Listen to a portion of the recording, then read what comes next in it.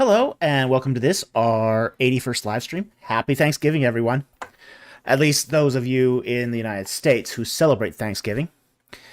We might have a lower than normal attendance tonight because of the Thanksgiving Day weekend. And so, this might be a short live stream. If so, that's fantastic. We'll serve who's here and maybe even call it a short night. Who knows? I might get lucky.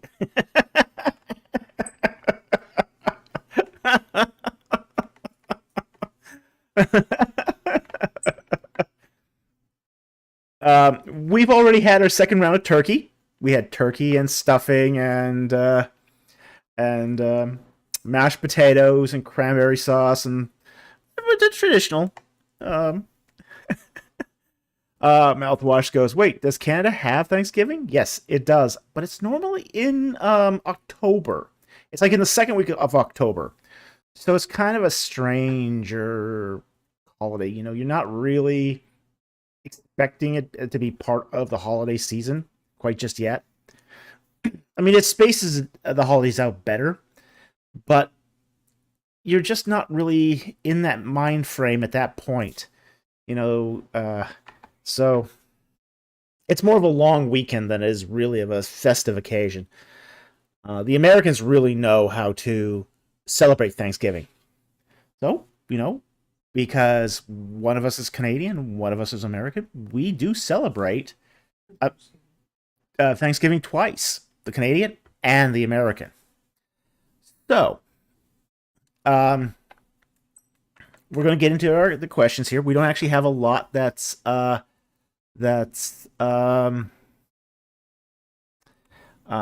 the queue here, so we're just going to start going into questions. And if we run out of questions, we run out of questions.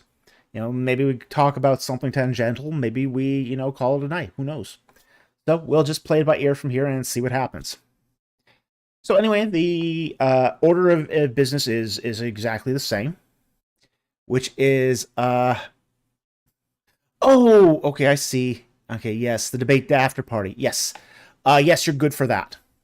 You're good for that. Let me just make sure I had that moved. Just a second here. Actually, we answered that question last week. Okay, mouthwash. We did answer your super chat, but we just moved it to the Friday before the after party. Okay. So your question was answered. It was just answered last week, not this week. Okay. So you want to go back to live stream 79 and you'll find it there. Okay? So, yes, your question was answered. We just did it like the Friday. So, you're good. Because you had posted it early enough, we were able to do this. So, it's not a question? All right, I'll pull it up here and I will make sure we do cover it then. Let's just see what it was. Just give me a moment here. Let's see here from 80.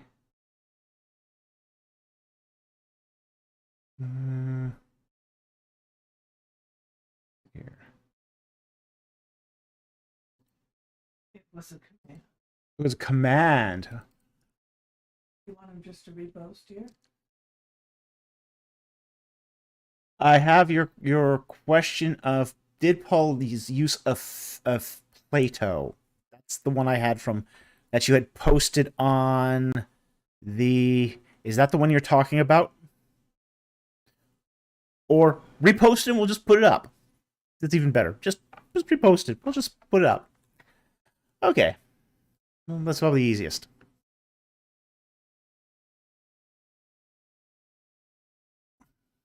The after party when the debate aired, not when you did it. Okay, now I'm confused. Just repost it, mouthwash. Just repost it, and we'll put it up. Okay? That's probably the only way we can be sure. So, let's get into the questions. Again, same rules as always. Super chats have priorities. Super chats have priority. If you're not going to post a super chat, we do take other questions too, but we ask that you put a Q and a colon in front of it so I know that's directed to me, and post the question only once. If it is a question about something in the Bible, a Bible verse, a passage, please include the book of the Bible, the chapter, and the verse, so I don't have to hunt for it. Also, we also ask if this is a question about a foreign language, please include what language it is and what do you think it means, so I have a little bit of context to go on. So, with that said, let's start getting into the questions. Okay? And I've got 2 non-super chats queued up because it was not a busy week. And then the first one is from Darkblade. And he asks, is it impolite for us to, in the chat, to try to answer super chats given it's your answer specifically that they paid for? Also, what do you think are the 3 biggest problems for Exodus mythicism? Okay, 2 questions there. I'll answer the first one first, which is we don't think it's impolite. Not in the slightest. In fact, we encourage it. Now, there's a little caveat here. If you're new to this channel, please hang around the channel a bit and actually learn some of our content. We do get people from, say, who are into like David Roll or Ron Wyatt. They'll come onto our channel and go, hey, you know what? The answer to your question's on Ron Wyatt's channel or on David Roll's channel. And it's like, you do know what we teach here, right? So we do ask that if you're new to the channel to hang back a bit, learn a bit of our content, watch some of our videos. But the purpose of our videos is so that you can learn, so you can answer other people's questions. So we don't think it's impolite for people to answer other people's super chats on the live stream. No problem with that. Where they're still going to get an answer from me, because that is what they're paid for. And they might not get the same answer from me that they might get from you. But we do encourage it. We think iron sharpens iron. So if you're not answering questions and you can't sharpen anything, are you really iron? So we want our people to develop into strong people who know the Bible, who can answer questions, who aren't, thrown every time someone raises an objection. Who basically understand that, yeah, there are answers out there. Good answers. Good evidence. That being said, yeah. That being said, however, keep your answers tight, concise, and don't proselytize on the live stream, because we don't allow proselytizing. So, with that said, let's get to your second question, which is, what do you think are the 3 biggest problems for Exodus mythicism? One thing I think is a problem for Exodus mythicism is that it has a standard of evidence that you would never apply to most ancient historical sources. It's got a outrageous standard of evidence. They basically want a sign from Moses basically saying the Israelites were here worshiping Yahweh. You're not going to find that, okay? Okay. Yeah. And even if you did find that sign, they wouldn't believe it anyway. They just raise the standard of evidence even more. So, like, so it's really it's a standard, a historical horizon that can never be satisfied. They just keep expanding the horizon, moving the goalpost.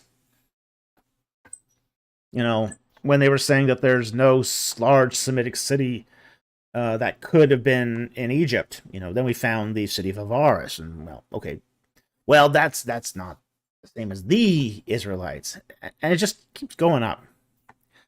The second problem with Exodus mythicism is it's unnecessary. It's really unnecessary. You can be an atheist and have a naturalistic view of the Exodus, and that would be completely consistent with all the evidence, even be honest, the biblical, the scriptures here, the Pentateuch, it would be consistent even with the Pentateuch, which is the interpretation that some hypernatural events happened. The Israelites saw it. They thought their God was coming to save them, and they attributed it to their deity. Just like every other victory that happened in the ancient Near East. When Ramses II won at Kadesh, or came to a draw at Kadesh, he basically said, "Oh, it was Amun-Re who saved me." He got lucky, but he attributed the miraculous events to his God. So I don't see why Exodus mythicism is even necessary. You just ascribe it a naturalistic, source, and hey, you're done. You can go home. The whole idea of the supernatural is a different question from the historical. So I think Exodus mythicism really muddles the idea that if you accept the naturalism, you're also accepting the supernaturalism, and that's not necessarily the case.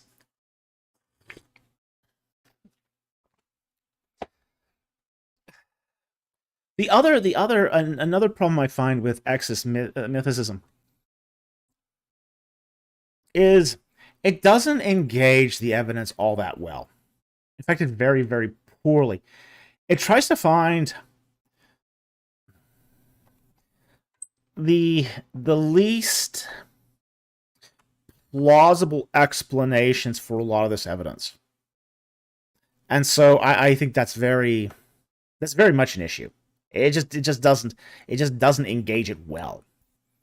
Like, for example, the loan words that you find in the Pentateuch. The simplest explanation is that this group of Semites were in Egypt. That's the parsimonious explanation for this. Oh, but they'll go, well, there were Egyptians, inhabiting, Canaan in the garrison towns, and these, Semites living in the, in Canaan must have picked it up from them, even though there was not a lot of cultural, intermingling. And yet you don't find that amongst the other Canaanite groups that were living there. I mean, you don't find that in Moabite culture. You don't find that in the Edomite culture. You don't find even at Ugarit. You find very few Egyptian loanwords at Ugarit. Even though it was at one point an Egyptian holding. So, there's it's not the most it doesn't provide explanations for the evidence that is the most plausible. And sometimes it's really implausible, some of their explanations. So those, I think, are the biggest problem with Exodus mythicism. It's ever rising standard of evidence. It's completely unnecessary because you can have a naturalistic point of view, and the plausibility of some of its engagement of the evidence. So those are the big problems. 3 big problems I see with Exodus mythicism. So anyway, I hope that answers your questions. Thank you very much for the question. Very much appreciated. Okay. Our next question is from Cambrit, who asks, I realize this question may be slightly out of your field. Well, we take some oddball questions too. Not everything is in my field. I'll admit it when it's not in my field. And you are going outside of my field a bit here, which is the Gospels.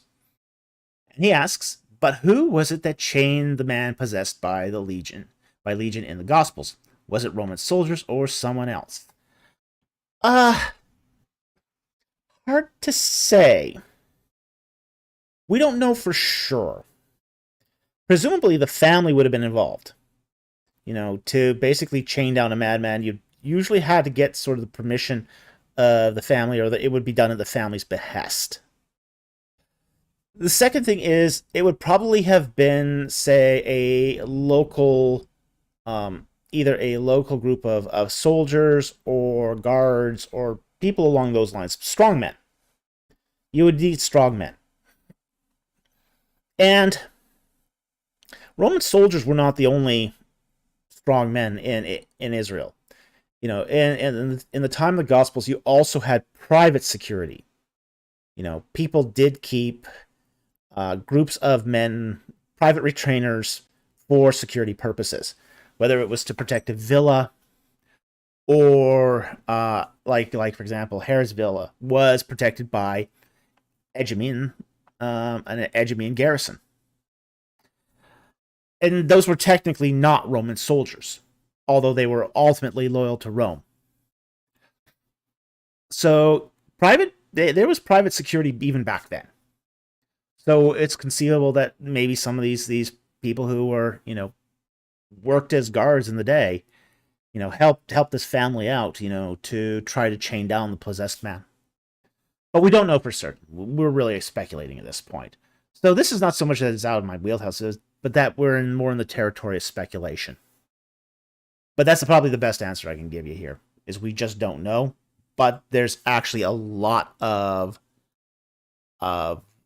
explanations of who it could be. Okay? So anyway, thank you very much for the super chat. Or sorry, the question. It was a great question, but, you know, sometimes we just don't know. Okay, now we are on to the super chats.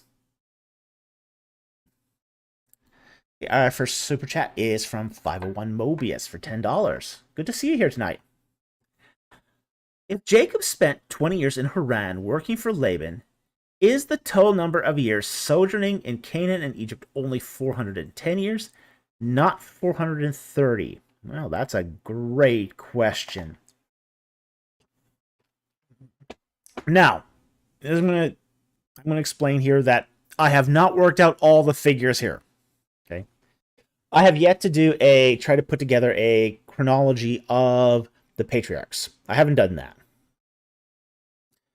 I understand there are people who have done this. I haven't checked out their work to see if it's consistent. But my first thought in all this is that the 20 years in Haran is already worked into the 430-year figure. Okay? And the reason I think that is because of a Second Temple period interpretation of this that actually comes from, we can actually find in the book of Acts. Pull up the Bible here. If we go to book of Acts, Acts 13,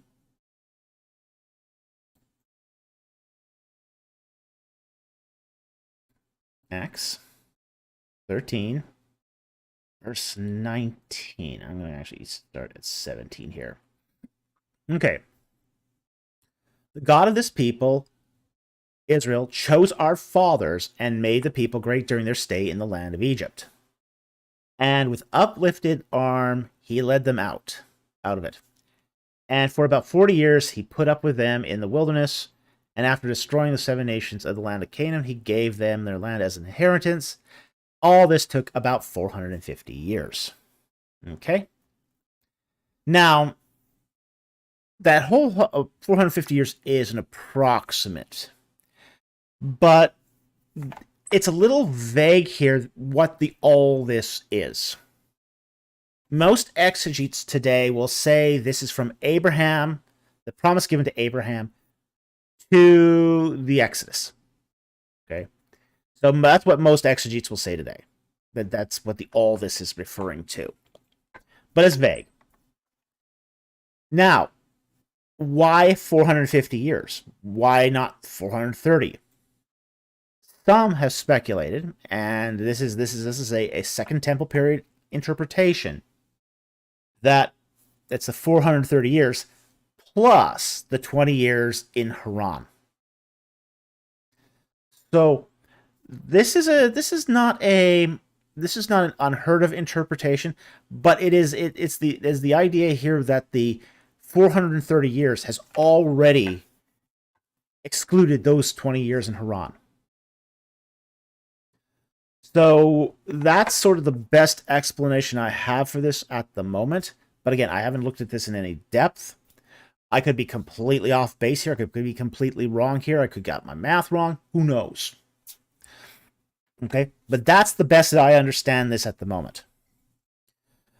As I said, I have to look more into the patriarchs here just to sort of get the chronology correct and all that, and I haven't done that yet. But with my limited meager knowledge here, this is what this is what I sort of suspect here. So anyway, I want to thank you for that super chat. I hope that helped, or at least give you a new venue at which way to look at this problem. And I thank you very much for the super chat and very much appreciate the question. Okay. Our next super chat here is from Brick Creation for $10. Thank you very much for the super chat. Happy Thanksgiving, Dr. Falk. Well, happy Thanksgiving to you too. Josephus mentioned that a bright light lit the temple, making it look like day during the night for half an hour, circa 66 AD. Tacitus mentions the light. Any clue of what this could be? I have no clue at all. He continues. It's recorded in Josephus' Wars 653 and Tacitus' Histories 513 about the beginning of the Roman Jewish revolt. Only Josephus mentions how long it lasted. In a rabbinic writing, it's said that the Shekinah glory, or the glory of God's glory cloud, hovered over the Mount of Olives for 3.5 years after leaving the temple. Don't know if this had anything to do with that, though. Okay. I am not sure about this at all. Now, there were some strange events that happened during this time. There does seem to have been a locust cloud at the time of the destruction of the temple. Sometimes it's called the chariots of heaven. Okay, and this is a sign. This is a sign that we find in Ezekiel. It's a sign that we find in other of the minor prophets, and it does seem to be included in the works of Josephus and Tacitus. But the bright light that lit up the temple, I have no idea. I have not looked into this to any substantial degree. I don't read a lot of Josephus because it's not really in my area of interest. And Tacitus again. I don't read a lot of first century work. For me, it's kind of post interesting. So I'm really a late Bronze Age scholar. That's really where I focus my work on. So for me, that's kind of my bread and butter is the late Bronze Age. I know I should be reading more Josephus, but I haven't gotten to it. I've got a reading list that's so long. I'm going to be old and gray by the time I get even to halfway through it. But I should do. You're not the first person who has asked this question. So because you're not the first person who's asked this question, I really should bump this up on my reading list to make it a priority to read more Josephus. I just know he's written so much, so it'd be hard to get through it all. But it's something I should, as I said, make it a priority to read more, because I do get this question quite frequently. So anyway, I want to thank you for that super chat, but I have no idea what would cause the light. Honestly, I've heard some speculations, but I can't say for sure. I don't know. So anyway, I want to thank you for that super chat. If it has anything to do with the cloud in the heavens, though, that's probably a locust swarm. And that was seen to be a sign of disaster to come. That was always seen to be a bad omen. But I don't know if that has anything to do with this. So, but that's the only thing I can offer here that could be something similar to it.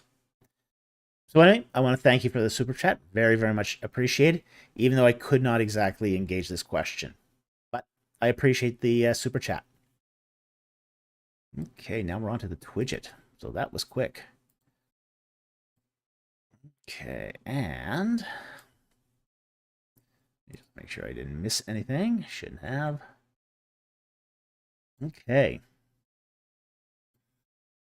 Our next super chat is from Billy Ningen for $10. Thank you very much for the super chat.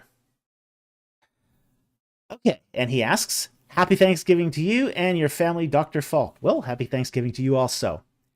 Is the land of Sinim referenced in Isaiah 49:12 about China or somewhere in the Far East? God bless. Well, let's pull up the passage and give it a quick read, and then I will give you my thoughts on this. And it is in Isaiah.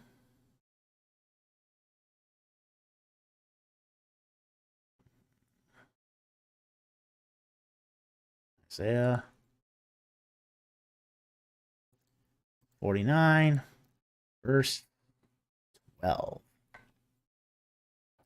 Behold, these shall come from afar, and behold, these from the north and from the west, and these from the land of Sin. And I'm reading here out of the ESV. The word here is Sinim. Let's see what the NASB says.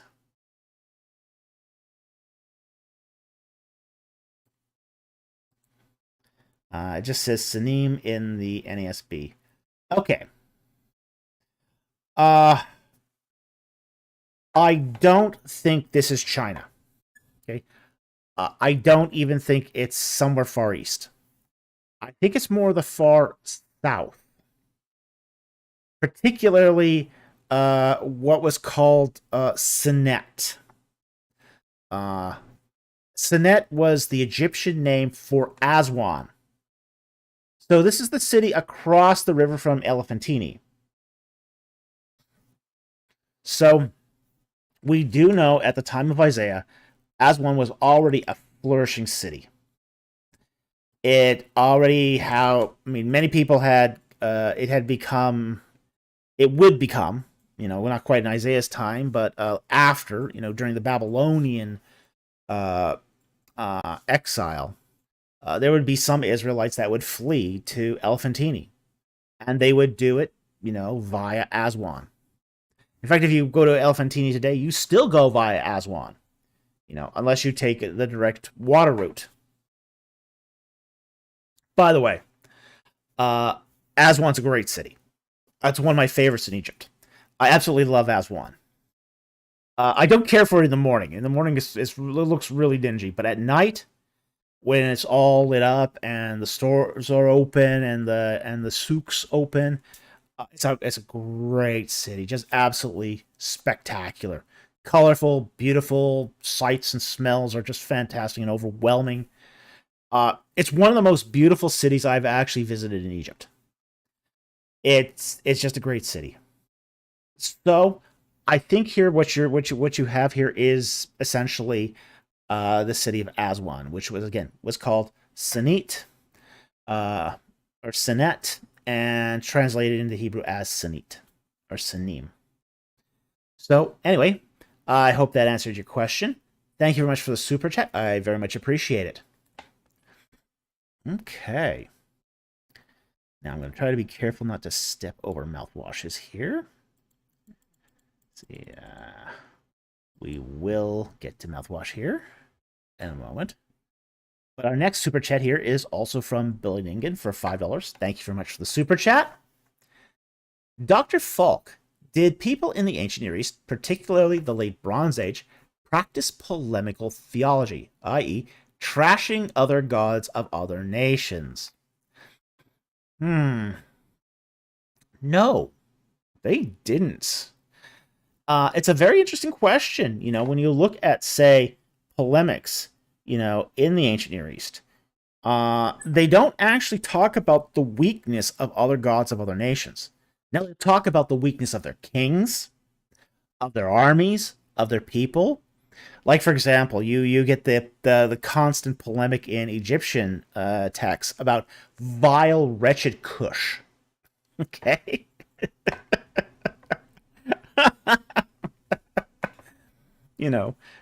For all the polemics, you'd think they would not want nothing to do with Cush, but really what Cush was basically another hegemonic holding for Egypt. But they would talk about the other countries as being, vile, wretched, weak, uh, and they would polemicize the people, but they didn't necessarily polemicize the deities, because frankly, these most of these countries were nations were polytheistic systems.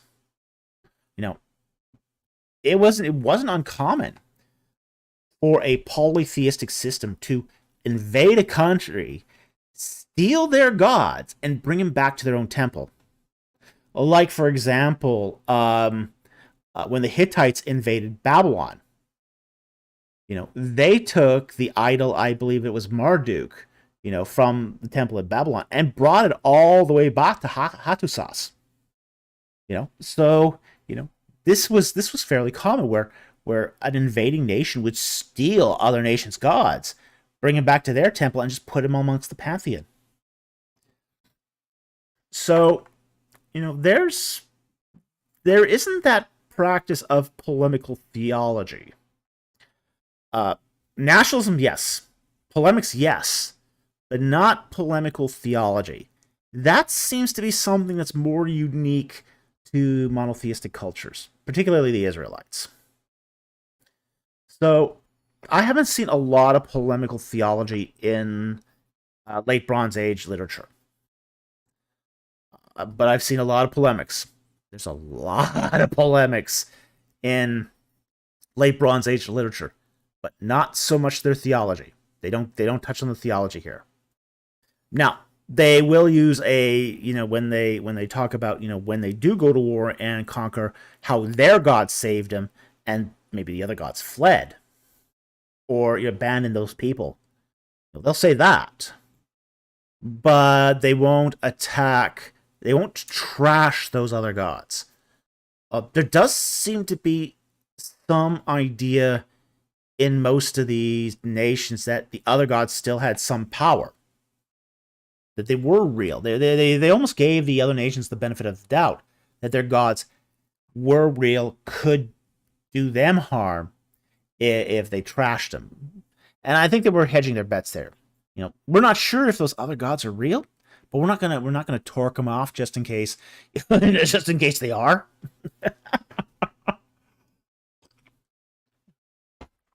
So they were a little cautious about this. Because fortunes did turn. Things changed. You might be on the top of the hill at one century and at the bottom the next. So they were aware of all this. They were aware that their standing in world culture was precarious at times. So they did need to entreat gods and not necessarily their own gods. So they were careful not to really polemicize against other deities. Capture, yes. Show that your opponent was so wretched that their gods fled them, abandoned them. That's okay. But you don't talk smack against other nations' gods. And that just seems to be an unspoken rule across the ancient Near East, with the exception of Israel, which would trash other people's gods all the time. So, anyway, thank you very much for the super chat. Very, very much appreciate it.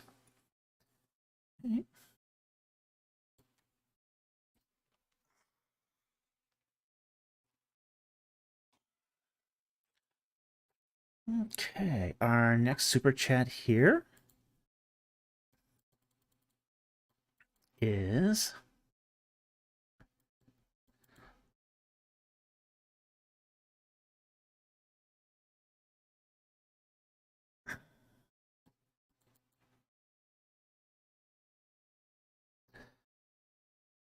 let's see.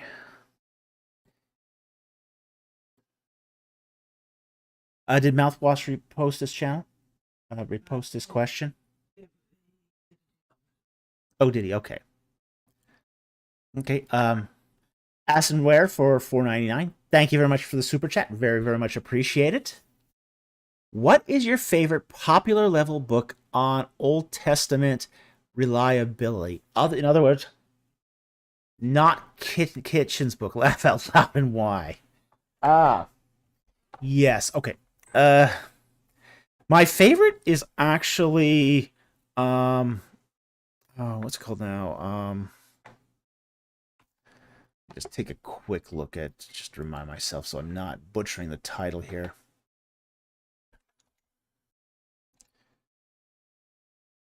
I should know this because I'm actually in it, but alrighty.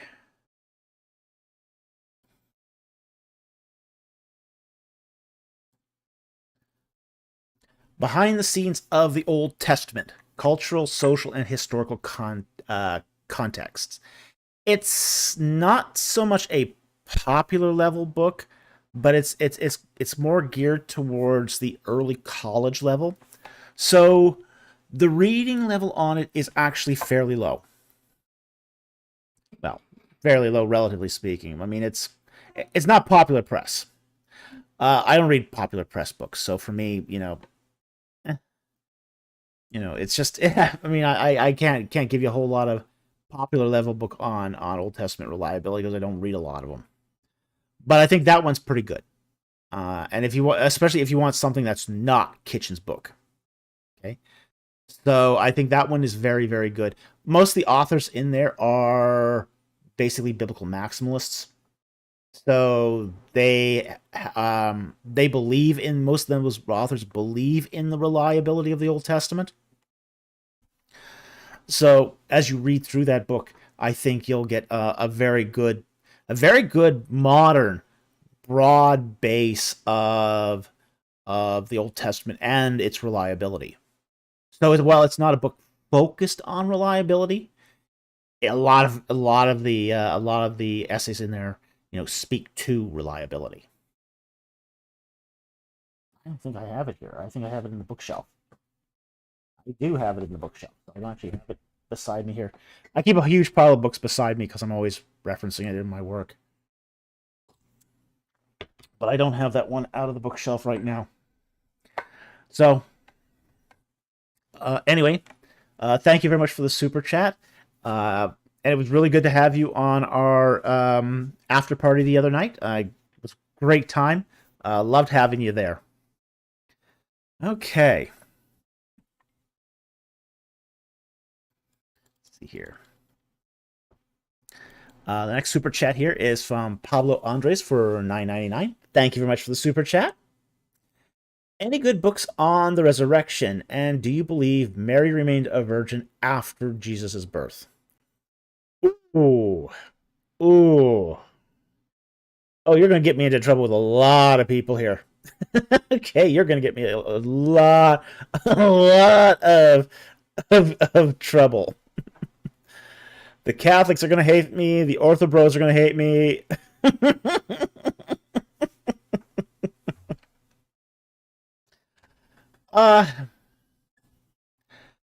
Do I think that Mary remained a virgin after Jesus' birth? The answer to this is no, I don't. And the reason I don't is because she was an ideal Proverbs 31 woman. Okay? So, okay, I understand the sort of the historical development of that, of the perpetual virginity. Okay? I understand it. I have considered it. I've considered all the arguments. I read St. John of Damascus on this issue. Wow, that was a really unconvincing argument.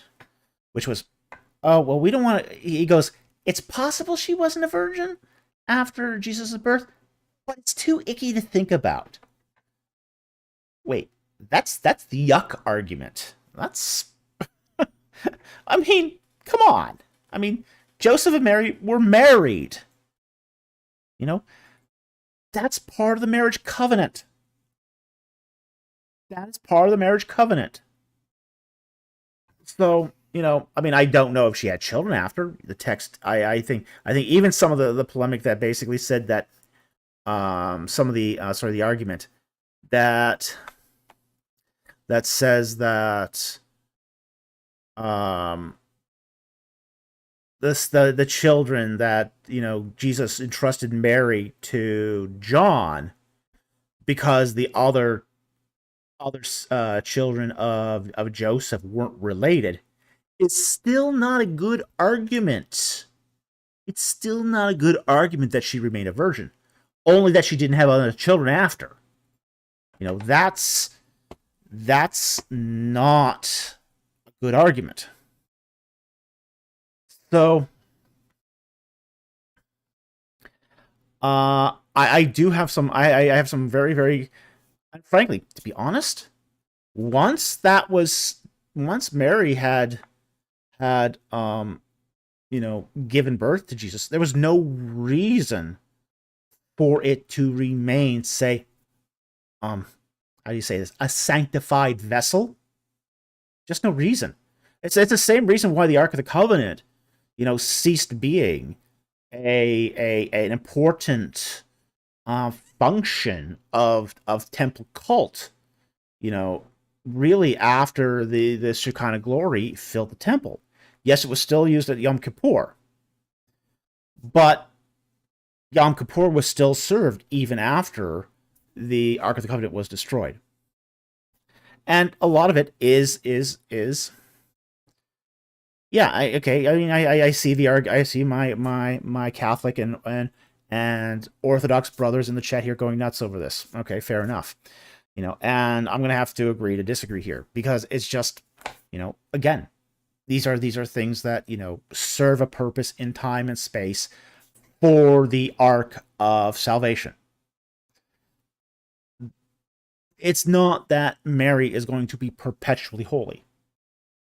She's a sinner saved by grace, like every one of us. Every one of us is a sinner saved by grace. She served a special purpose. I don't deny that. But I also think that part of her purpose was to be a good wife to her husband. And that does include, conjugal relations. And I know others are going to disagree with me. I respect the fact that others are going to disagree with me, but that's sort of my view on this. I have yet to see a really, really compelling argument that demands she remain a virgin after the birth of Jesus Christ. So, you're going to have to give me a little more than that, than just she was consecrated. Things are consecrated for a time and they cease to be.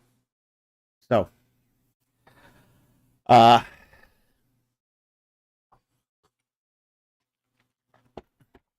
anyway, that's my opinion on that. Now, any good books on the resurrection?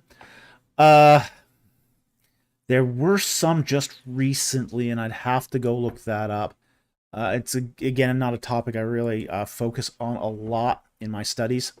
So, I've actually looked more into the perpetual virgin issue a lot more than I have on the historicity of the resurrection. But I'd have to go probably. Let's see what the Gordon Conwell Library says. Let's see, what do they recommend here for it? This resources on the New Historical Jesus.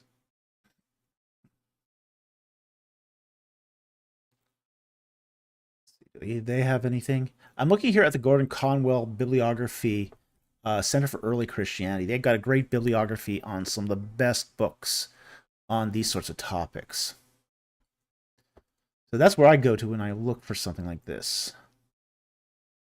But do they have anything on the resurrection is a good question here.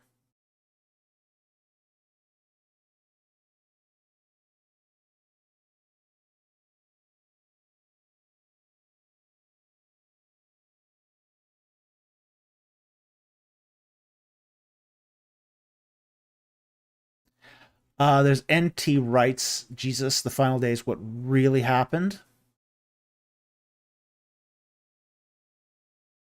anything on the resurrection specifically, though. Mind.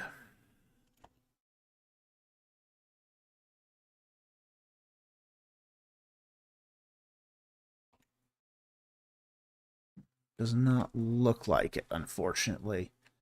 So I'm going to have to sort of give this one an I don't know here because I'm not well read enough in this topic to really recommend work here.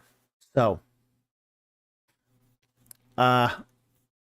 again, I'm now in deep, deep trouble with, again, all my Catholic and Orthodox friends. So I want to thank you for that, adding trouble to my life. But that's my particular opinion on this issue. So, I want to thank you for the super chat. I very, very much appreciate it. Yeah, if I ever do find an argument that is compelling, I actually have no problem changing my mind on this, honestly. So for me, this is not a big deal. No, that would be a good one. That I would say that. Andrew Addison Weir says, check out Investigating the Resurrection of Jesus Christ by Andrew Loke. Andrew Loke is actually a very good author. So yeah, that would probably be a very good start. So again, I'm not adverse to changing my mind on this. Honestly, I don't have any ponies in this race or any dogs in this fight. So for me, I just weigh the historical evidence and weigh the theological evidence. That's all I'm doing here. So anyway, thank you very much for the super chat. Very, very much appreciate it. And you got me into a lot of hot water.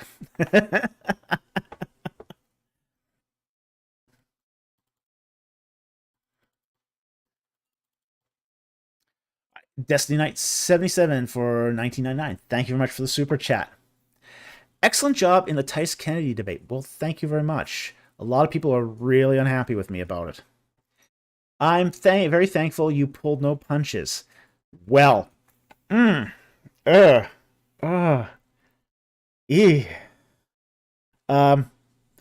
have once again become the persona non grata of the Christian world. I mean, there were a lot of people that did not like how I approached the discussion with Titus Kennedy.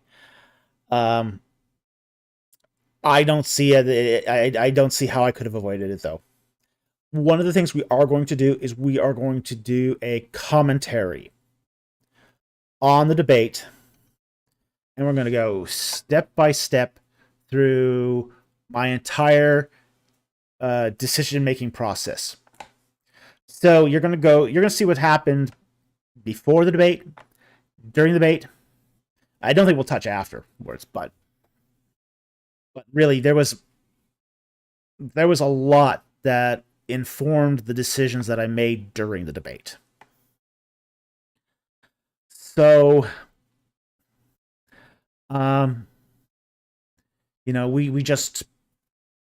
we just have to, just recognize that we live in a culture of nice right now.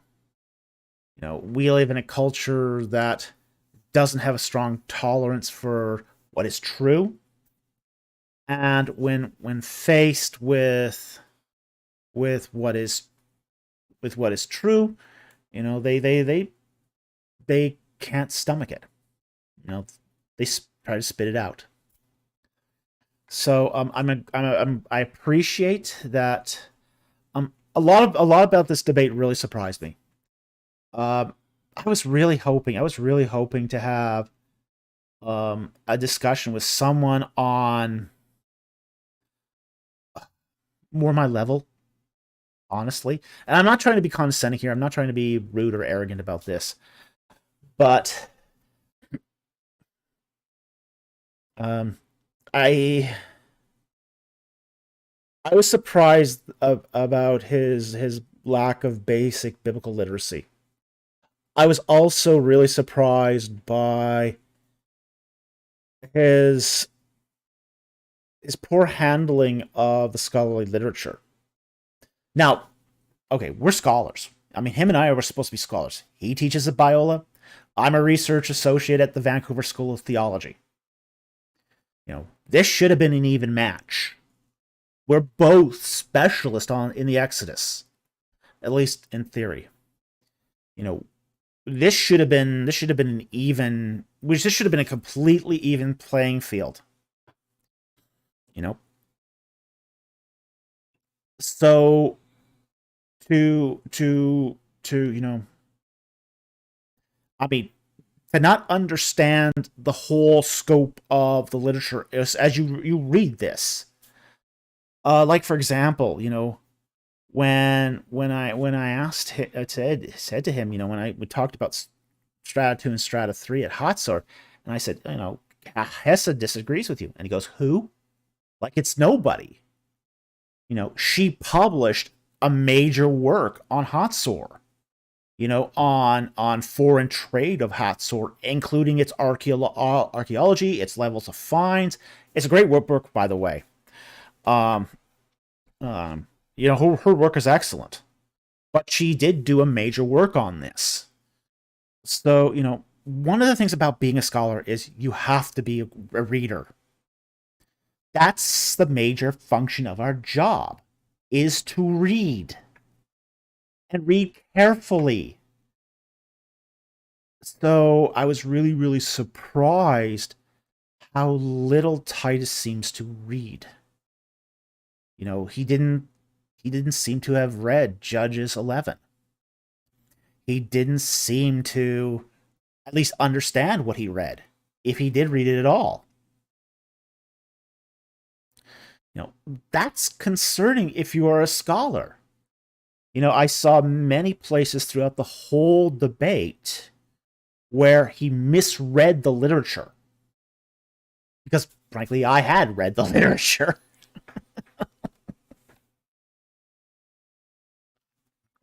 So, and we're going to go through, we're going to do step by step through the whole debate and just basically see how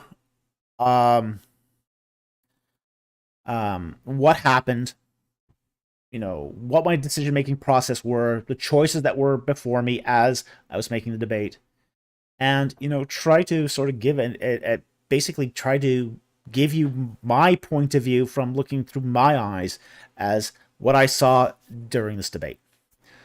So anyway, I want to thank you very much for this super chat. I'm glad you found the debate profitable. Most of Christianity now hates me. Oh well. That's a small price for the truth. Okay, so thank you very much. Very, very much appreciate it.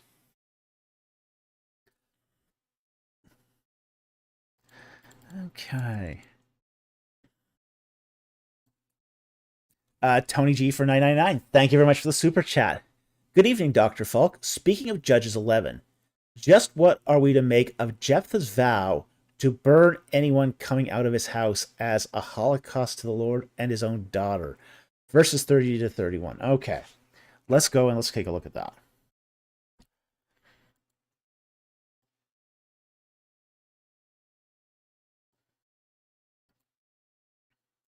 Judges 11.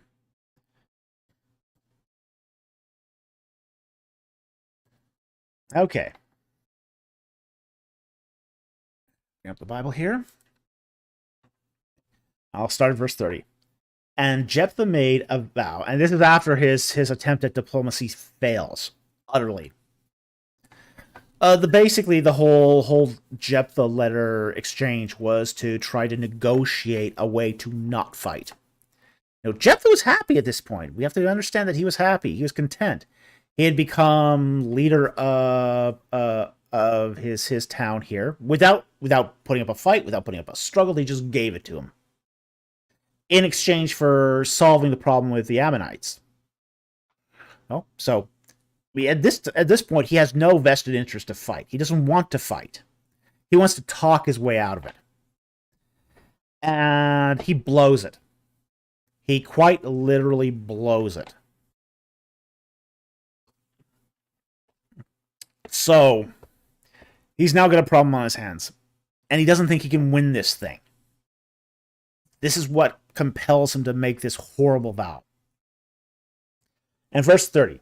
And Jephthah made a vow to the Lord, and said, If thou wilt indeed give the sons of Ammon into my hand, Then it shall be that whatever, and that's probably the, asher, who, which, that.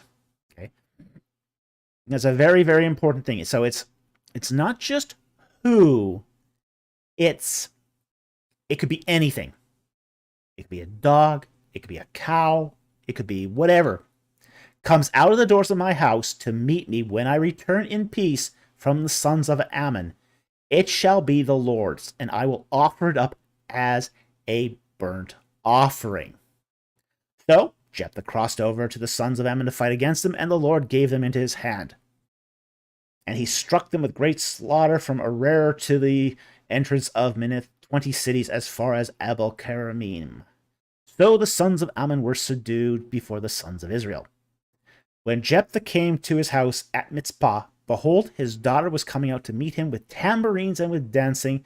Now she was his one and only child. Besides her, he had neither son nor daughter. Okay. Now, he didn't specify whatever beast. Bahima. If he had done that, then it would have been any animal. But he said whatever. Whoever, that, which, it's... His vow here is incredibly vague. Now, we have to understand Israelite houses were 4-room houses, and they usually had multiple floors. Animals lived in the bottom floor. This is where you kept the animals. So it's highly conceivable that it's not necessarily that a someone coming out of the house would meet him. He might have gone home every day and had goats come out to meet him. That's very possible. Or sheep. Because Israelites kept sheep and goats and cattle in the bottom floor of their home. And the family slept in the upper levels. Okay? So this would not have been uncommon in an Israelite 4-room house. So it's not necessarily a person that he is being specific, but he understands that the vow includes people as a possibility after the fact. He remembers the words of his vow because he probably wrote them down.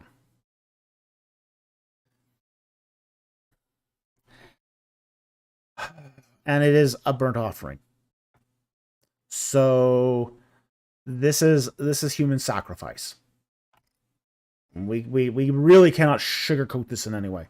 I know there are exegetes out there that try to sugarcoat this. And I've heard a lot of exegetes say, well, maybe he just consigned her to virginity. No, this is very specific. This is an olah.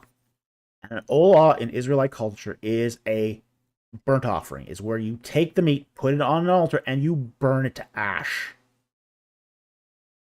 Very, very specific. The wording here is unmistakable. It's really unmistakable in the Hebrew. So,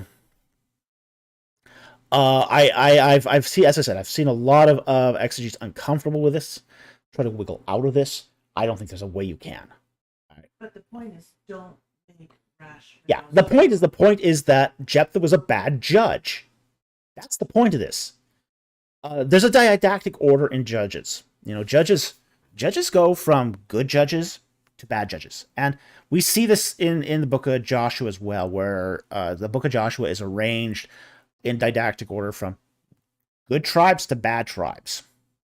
And funny, it's actually really ironic. The first tribe to secure their inheritance in Joshua is the tribe of Judah. Well, Othniel, the first judge, is also from the tribe of Judah. The last tribe in Joshua to try to secure their inheritance is the tribe of Dan, Well, the last tribe in the last judge in the book of Judges is Samson, uh, of the tribe of Dan. So it's following the sort of same kind of didactic order. Uh, so, Jephthah is a bad judge. You're being told here how he's a bad judge. He's a foolish judge. He doesn't think before he speaks. He tries to talk his way out of it with slick talk. He's trying to bargain with God. And he's trying to bargain with God too. I mean, there's a lot here that's He made bad. a deal to win. Yeah. Not to honor God. As my producer says here, he's making a deal with God to win. So, this is just something that, this is a piece of history to show you how far Israel is falling at this point in the period of the Judges. Because the next, you get a few, the next 2 or 3 judges after Jephthah, you don't hear much about them. They don't talk about them. The next major pericope in Judges, we go from essentially Jephthah to Samson. So, we're dealing here with a pretty rotten apple at this point. He's not a good judge. He hung around empty men. Empty vessels. No goods. Bad people. That's who his followers were. They were thugs. They were thugs. So, there's a whole lot we have to consider here when we talk about Jephthah.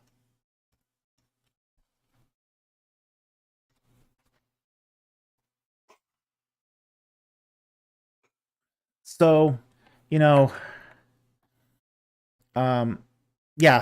I mean, I can say a lot more about this as well. It's just, I don't like when people try to lionize Jephthah. Just like I don't like when people try to lionize Samson. It's awful. It's awful when people try to lionize Jephthah and Samson. They're just two bad judges. Two bad judges. Now, Samson's worse. Samson's much worse. Okay? But Jephthah's not good either. And I think we can't sugarcoat this. He was foolish. He was brash. He made a lot of empty talk. And he tried to do deals with God. It's also important. This isn't God demanding. Yeah. Sacrifice. He made a vow. God never asked. Yeah, and essentially, again, my producer here has quite a fair amount of opinions on this. And she also points out too that God didn't demand this vow. He probably would have given him the victory anyway. He probably would have given him the victory anyway without the vow.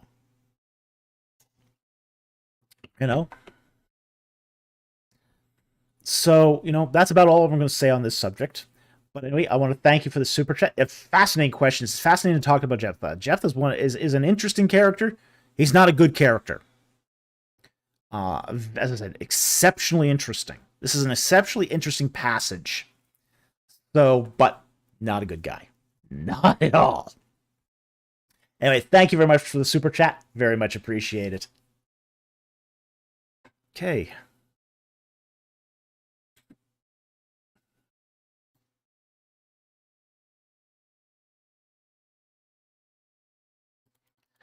Our next super chat here is from Russ Hardy for $1.99. Thank you very much for the super chat.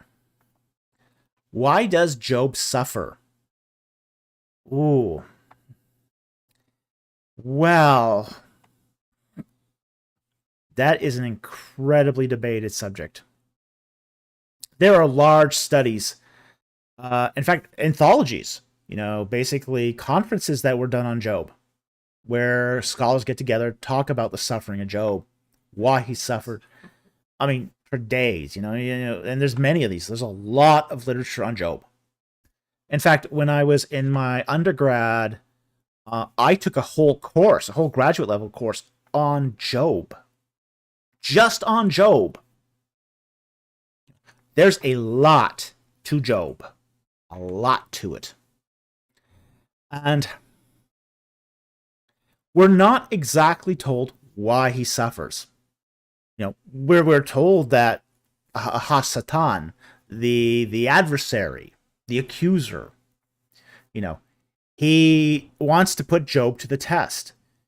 He keeps telling God, hey, this, God says, God brags and says, hey, this is my most faithful servant. There's none like him. None like him. And Satan says, oh, this Job guy, all you have to do is take away all his stuff. He'll crack like that. He'll deny you like that. And it doesn't. He doesn't. Oh, just, kill off all his family. But keep his wife. And, so God says, okay, you can do this. So kills off his family. Still doesn't deny him. Give him boils and sores. Take away his health. He'll deny you then. Still doesn't do it. We don't know why God allowed all this to happen. But at the same time, too, we're sort of we're at the other end of this sort of divine drama that's happening. And it is a divine drama. It's a divine drama between God, the divine council. And here I think Heiser's right, that you have in here a divine council. He's absolutely right that the sons of God in the book of Job is a divine council. I also think here that that this is a divine drama too. That you've got, one stage where the sort of the acts of the divine council are being sort of carried out, and what's happening on earth as a result of those divine acts. So I think here that that this is meant, it's meant to be a set of that the suffering here is meant to show to be a demonstration to others, to be a life lesson. One of the things I had been told about the book of Job, and I've always sort of thought about this, is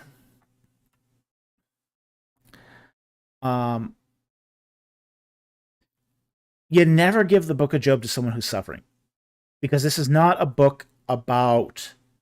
It's really not a book to relieve suffering. It's not that kind of book. It's a book to get that you're supposed to read when everything is going good. Hear, O rich man, read the book of Job, because it can all be taken away. It's to get you thinking about what would happen if it was all taken away. This is not a book for someone who's had it all taken away. This is a book for people who might someday have it all taken away. Okay. You never take God for granted. You never take God for granted. This is a book that is supposed to make you reflect.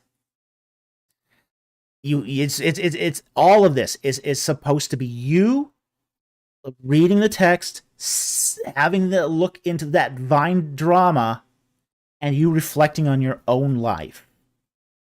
What would I do if all my wealth was taken away? Been there. I now know what would I do. What would happen if all your children were killed? How would you react? Would you still trust in God? How would you engage God at that point? Would you question like Job? Would you deny? Like Satan said Job would do. Job doesn't deny God. He just is asking the hard questions. Hard questions we all ask under suffering. But at the same time, too, those hard questions don't always bring us relief. Even if Job got the answers, that might not be any consolation. What would you do if you lost all your health? Would you deny then? Or, would you continue saying, the Lord is great? He is my God and my Savior. These are the critical questions that Job is trying to get you to come to terms with as you read the book of Job while you're in a state when things are good. Because that's when you should be asking those questions. You shouldn't be asking those questions when disasters hit. When disasters hit, it's too late to ask those questions. Because when disaster hits you, you're in reaction mode. You're in fight or flight. You're fighting for survival. You're fighting to keep your family intact. You're fighting to keep that unstable marriage together. You're fighting to keep that job that you're 1 month away from the street from if you lose it. You don't ask the questions. People don't get in that reflective mode when things are going bad. People make these decisions long before then, when things are good. And that's the purpose of Job, is to get you to think about that. So why does Job suffer?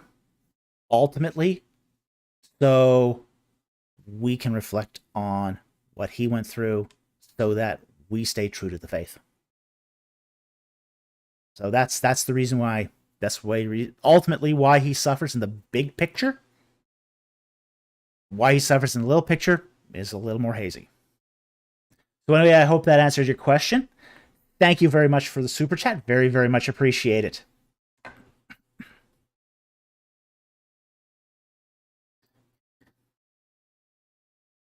Okay, mouthwash for $2. Thank you very much for the super chat. So I think this is the question.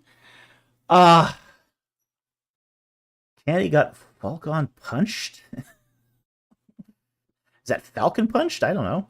What's that supposed to mean? Falcon punched? Okay. You laid it out the Falks. Again, I think I remember this now, this comment. I'm not sure exactly what it meant. Even at the time, I didn't know what it meant. He's just saying. I'll take this as an attaboy. I'll take this as an attaboy. Oh, it's an anime reference. Okay. I must have missed it. Never heard of it? No, haven't heard of this one. Sorry. Where does Falcon Punch come Where does Falcon Punch come from? Can someone enlighten me? Because I'm always... An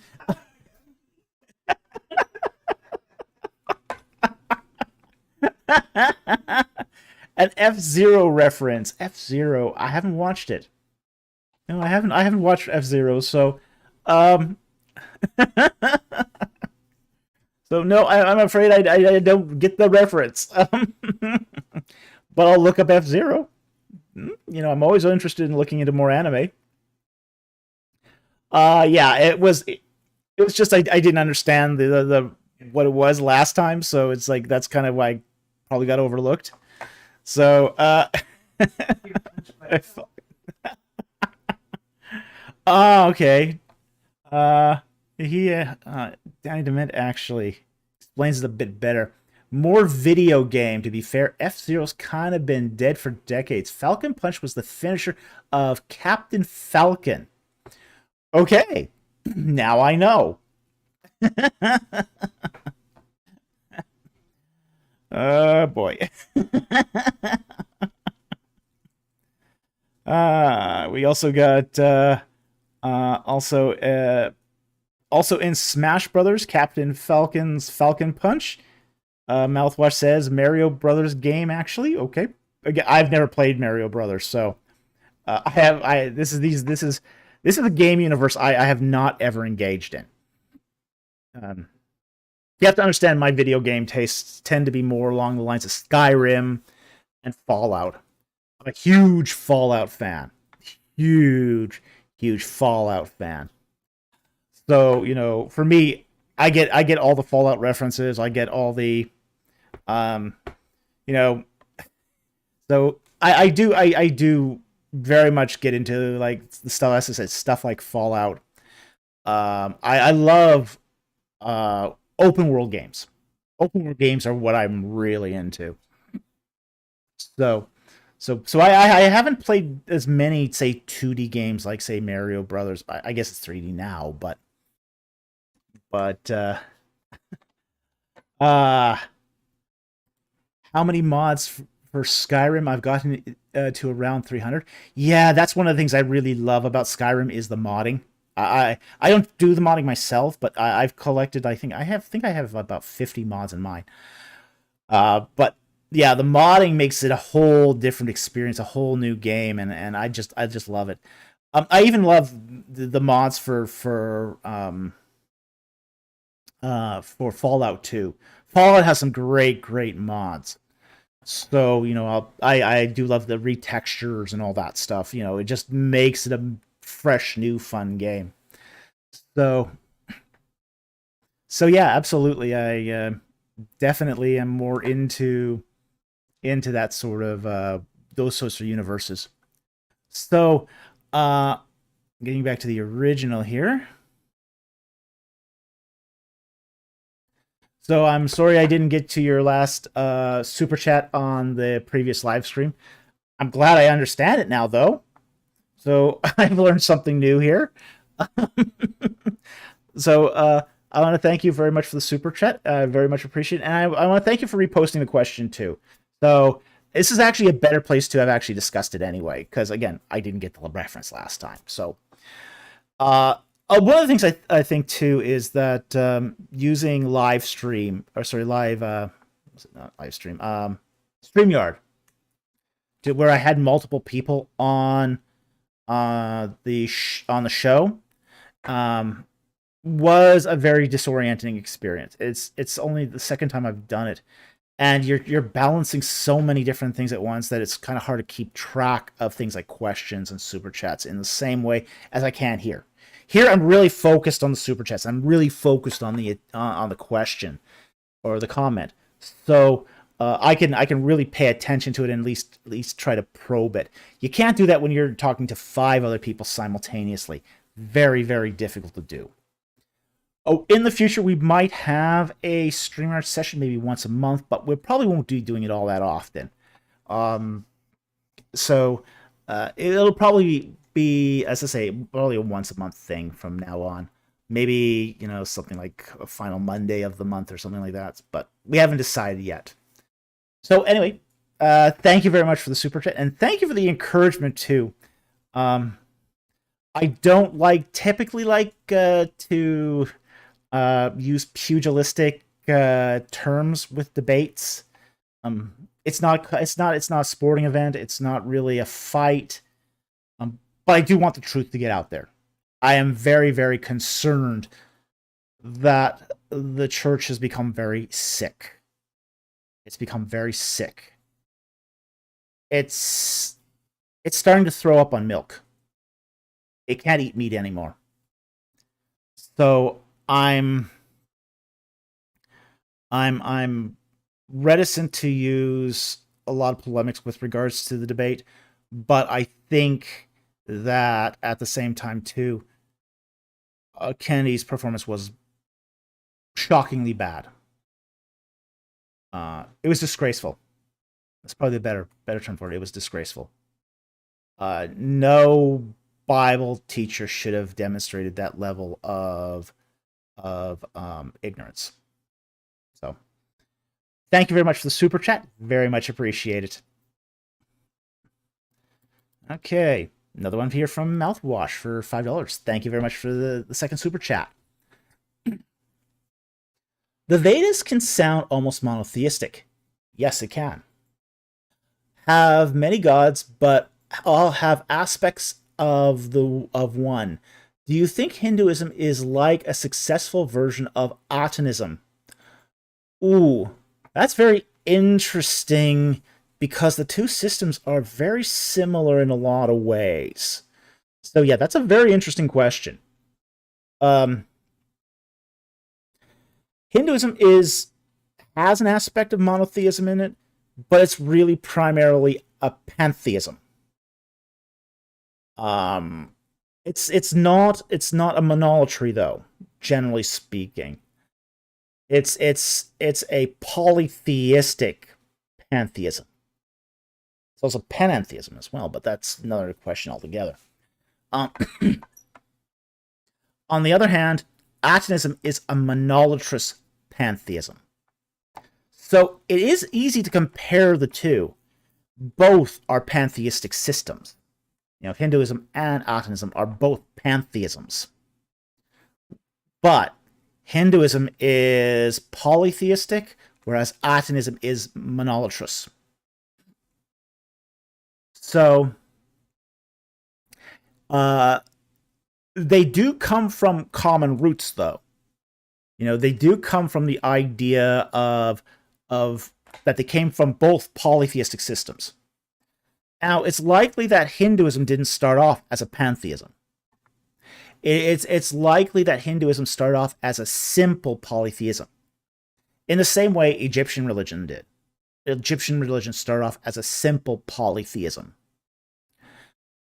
But as concepts of God developed, and you had one God sort of leading the pack, like for example Vishnu in the case of Hinduism, or the Aten in the case of Atonism, that extended the concept of divinity to sort of encompass other divine beings and nature and reality itself. But because that particular deity is immanent, it's part of nature, it's inside of nature, that causes the idea of divinity to collapse into pantheism. And we see this happen in Atonism as well. Atonism goes through the same process. So, yeah, the two systems are very, very easy to compare, and have similar histories. And you are probably, I think you're onto something when you think that Hinduism is like a more successful version of Atonism. And I think if Atonism had survived beyond Dynasty 19, and actually, Atonism persists after Akhenaten, and even after King Tut shuts down Amarna. It survives for a while. We know it survives at least into the reign of Seti I. And there's some references to Atonism as late as the end of Dynasty 20. So it survives for a while. I mean, it just doesn't die out. Yes, it loses all its royal patronage. No question about it. But it survives for a while. But sooner or later, it did die out.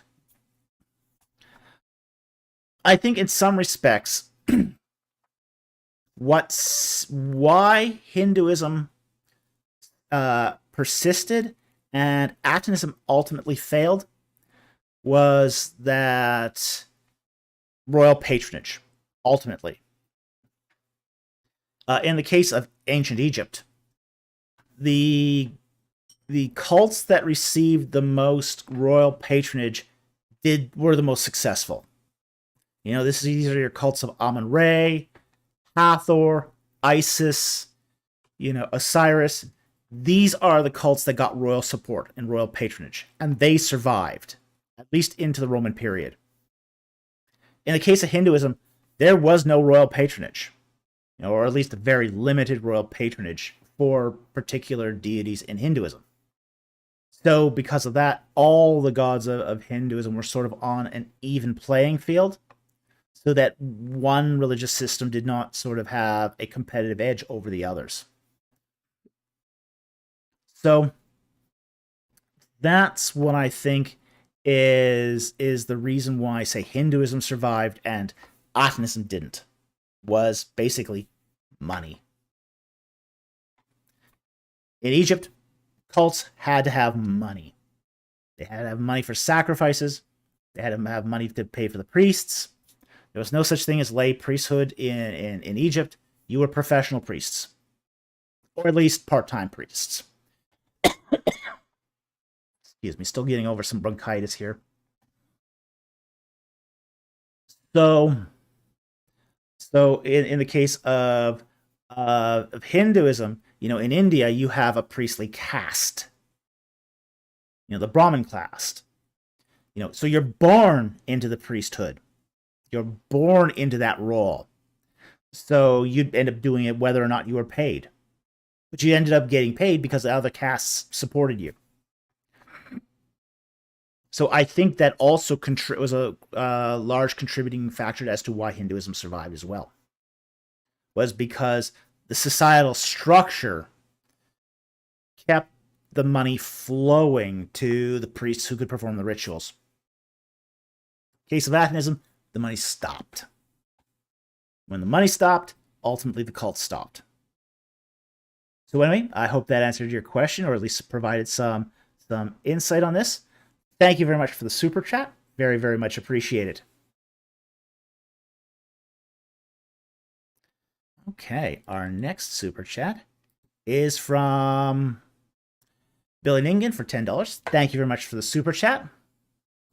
Besides Kenneth A. Kitchen and James K. Hoffmeyer and you, are there other Egyptologists that defend the Exodus? Yes, there actually are. And actually a surprising number of them. Or at least a surprising number of them that believe in the Exodus. Now, we kind of are told by the sort of the secular world that Egyptologists tend to deny the Exodus. That's sort of not true. They may not talk about the Exodus, but that's not the same as denying it. Yarakuni seems to buy the Exodus as a non-believer. Thoughts? Okay.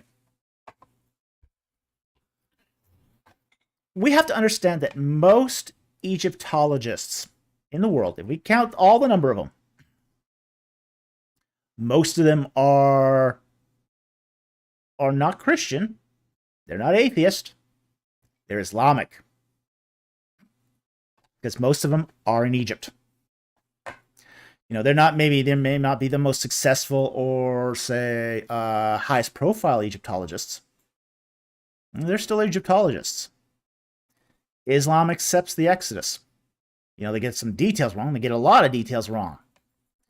But they do believe in an Exodus. So, you're going to find, you're going to find that, some of them are going to say, yeah, there's an Exodus because, I believe in Allah and Muhammad is his prophet. Okay. And Muhammad confirms an Exodus. And for many Muslim Egyptologists, that's the end of the matter for them. That's all they need. Now, on the other hand, you will have, Egyptian-born Egyptologists that also deny the Exodus. Mostly because of its connection to the modern Israeli state. So you do get a lot of anti-Semitism in there as well. On the other hand, there's also guys like Mark Jansen, who's an Egyptologist. He did his PhD at the University of Memphis. He's an Egyptologist. He also defends the Exodus. You also get guys like Manfred Betock, who believes in Exodus. I mean, he doesn't believe in the same kind of late-date Exodus. I think he holds it to be a little later. Betock's kind of hard to get a beat on this, because he's changed his view so much over the last 4 decades. It's sort of hard to get his pulse on it. But I know he believes in an Exodus. He just sort of keeps changing his view exactly on it. He's getting a lot closer to the late date Exodus, though. He went from, say, an early date to an ultra late date to bringing it back to more of a later date. I think he places it now in early Dynasty 20 or late 19. I'm not sure exactly which he does now. But he's a bit over the map on this. But yeah, there are other Egyptologists that do this, that do this. A lot of them just don't care either, and that's probably the more common view in Egyptology, is it's of no interest. I do know, for example, at the University of Toronto, the Egyptologists there were vehemently against the Exodus. But that's a very secular school, very, very secular school. It's a very challenging place to go if you're a person of faith, I'll say that. Because they are very overt in their denials of all this. And frankly, most Egyptologists don't care. The most common opinion I've seen amongst Egyptologists is more along the lines of, why would you bother with this whole Bible thing? It's not nearly as interesting as hieroglyphs and Egypt. That's more the typical attitude. And while he's an early dater and retired now, even Charles, there's another Egyptologist I know that believes in the Exodus and defends it from an early date position, which is actually Charles Ayling. He's retired. He wasn't a very good Egyptologist, though, but I know he was an Egyptologist, and he did work at a big university, at like Northwestern college and seminary. So, he's also in that sort of camp of Egyptologists that say defend the Exodus, but he defends it from an early date position. So I know there's others that do. But as I said, for most Egyptologists, it's not an issue. It's sort of a non-issue because some do, some believe it. Like Hoffmeyer did a poll. He sent 100 Egyptologists basically a survey of their beliefs in the Exodus. Do you deny the Exodus? Do you believe in the Exodus? Do you not care? And he actually got a pretty good response back. And among those that responded, 20% believed in the Exodus. An Exodus. Okay? 20%. Now, when you look at biblical studies, that's, you would think that, people who study the Bible, the Pentateuch, and all that would be really, really into the Exodus. And that's not true. While no one has done a survey, say, amongst, say, biblical studies, there are estimates that place it between 1 and 5% believe in a historical Exodus. Now, that's across all biblical scholars. Those who have confessional beliefs and those who don't. Those who believe in the Bible as the Word of God and those who don't. So, you get a lot more skepticism on a percentage basis in biblical studies than you do on a percentage basis in Egyptology, where there's no religious underpinning to the profession, to the academic field. Yeah.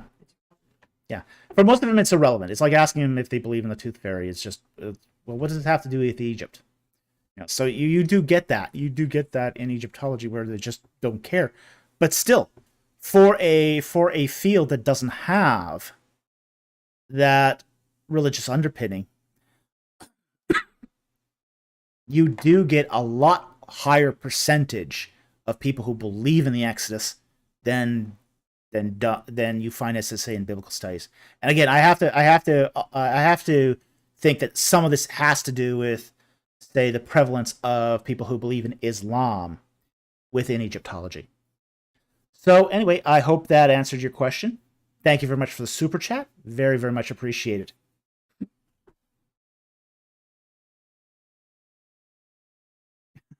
God, Danny Dement says, "Gosh, I hope this answer becomes a short." Noted. It might. Speaking of the shorts, we've been now doing shorts now on YouTube and TikTok. It's one of the things I have to say about doing the shorts, and for those of you who are joining us here who don't know, we take these old live streams and we cut out certain pieces as shorts to give people who wouldn't normally watch these live streams, access to the content. We've had some very, very interesting responses to these shorts.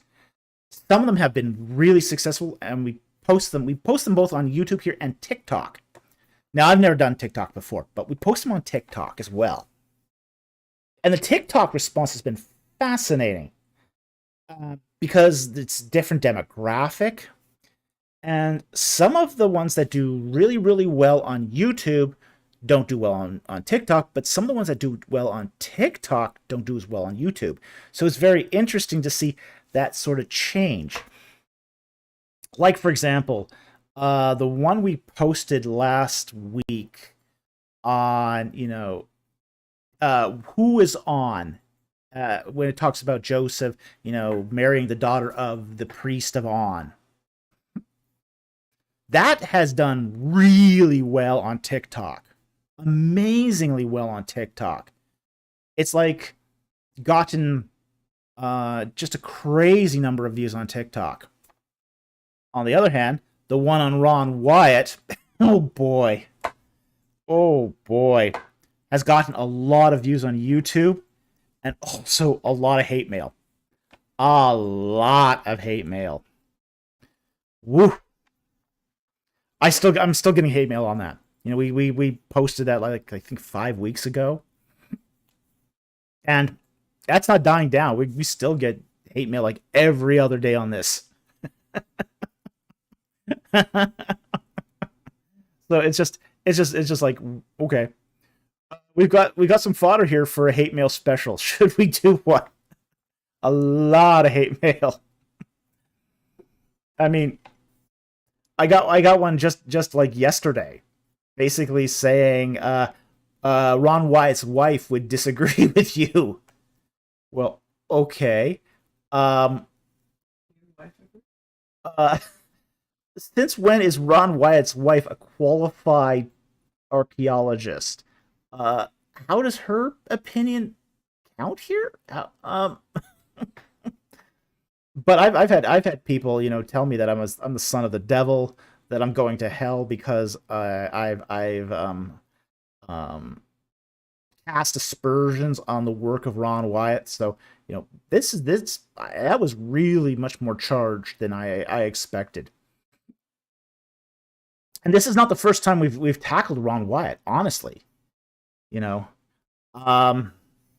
did a popcorn review on Ron Wyatt. Ron Wyatt went to Egypt once, and he goes through across Egypt, pitching, saying that the pyramid of Zoser was grain silos, and the little throne hieroglyph was this machine to lift stone, and I mean it's wacky stuff. I mean it's really wacky stuff. But they don't bother watching that. But this short, wow, it was like taking a flies to meat. I mean, really, it was. It just drew all the Wyatt supporters out of the woodwork. So yeah, we've had some very, very interesting responses to our shorts, ones that we've never seen. Well, they don't credit it for being a short. Yeah. They're blasting you for not providing. Well, I mean, yeah, I mean, there are people who have criticized it because it doesn't provide as much evidence. But we've already done like 3 videos covering material that Ron Wyatt did. Full evidence-based videos. So, Danny DeMint. Did someone say hate mail special? Well, after the Kennedy debate, I think I got a lot of hate mail. Yeah, so I'm getting a lot more hate mail. So yeah, there's some pretty juicy hate mail in all this. Okay. So anyway, thank you very much for the super chat. I hope that answered the question and gave you some very, very interesting things to think about, too. Okay. Our next super chat is from the Camilla Pard for $10. Thank you very much for the super chat. Shabbat Shalom. Well, Shabbat Shalom to you, too. Want to share praise in a semi-public setting. Okay. Someone reached out to me this evening expressing a desire to grow in her faith, asking me for resources and church recommendations. Well, praise the Lord for that. That's wonderful to hear. I will include this person, even though I don't know her name. I'll include it in my my prayer. And I'll include her in the prayers, and we'll pray for her, and pray for you as well as you talk about your faith with her. We think this is wonderful. Absolutely. While we don't actively proselytize on this channel, the purpose of this channel is to support people when they do share their faith, or when they have to defend their faith, or just grow spiritually. So anyway, that's a great news. I'm really glad to hear that, and I'm glad that you had the resources to give her to grow. So this is something that's can be very, very difficult, especially in this day and age. So wonderful to hear. Praise the Lord for that. Thank you very much for sharing that, and thank you for the super chat. Okay. The next one is from Amir Eshafra. Good to see you. It's been a while. And he gives us $5. Thank you very much for the super chat. Did you know that or in Genesis 11:31 means fire of the Chaldeans? I know this is true because the Blue Letter Bible says so. Upside down smiley face. What? Huh?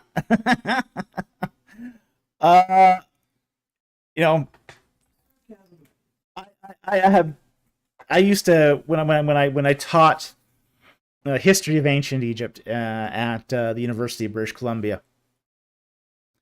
I used to get, I used to sign papers and all that, and I would get some pretty fascinating answers, and I would say, "Wow, I learned something new about Egypt." That's not a compliment. I shared that little anecdote once with J.I. Packer, who I was friends with, and he thought about it for a moment and he just sort of busted up laughing. He thought that was hilarious.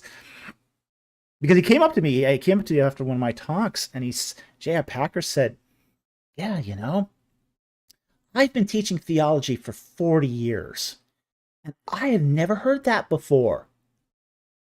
I said to him, "Yeah, I tell my students the same thing. Not a compliment." He thought that was hysterically funny.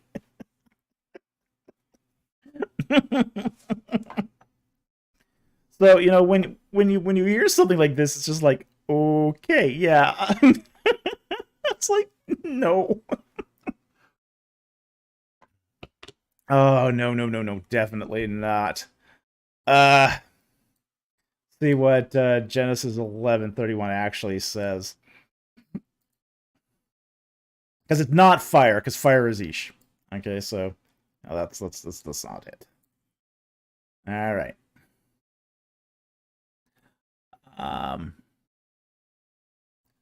Okay.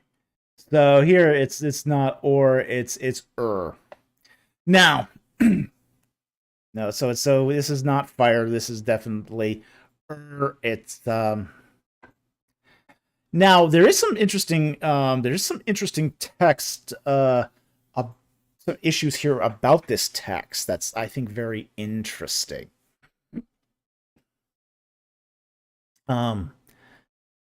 It's definitely not fire. I mean, I think what they're trying to do is translate that as or without the Masoretic um, uh, pointing in the U in the Vav. So I think they're trying to take that as light. So light of the Chaldeans, and sort of translate that to fire of the Chaldeans. I think that's kind of that's a hinky translation. It's a hinky translation.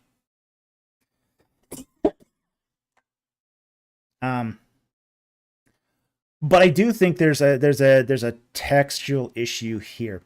I think, like for example, Ur-Kashdim is what it says, and that's traditionally rendered as Ur the Chaldeans. But we also know that there some of these texts that the Masoretic texts got the spacing wrong, because with early Hebrew you had no spaces between the words. Those spaces were added during the Masoretic period, essentially the 8th to 10th century AD. Before then, it was all just one continuous line of text. So the Masoretes had to make decisions on where to put the spaces. So the spaces are not, between the words, are not divinely inspired.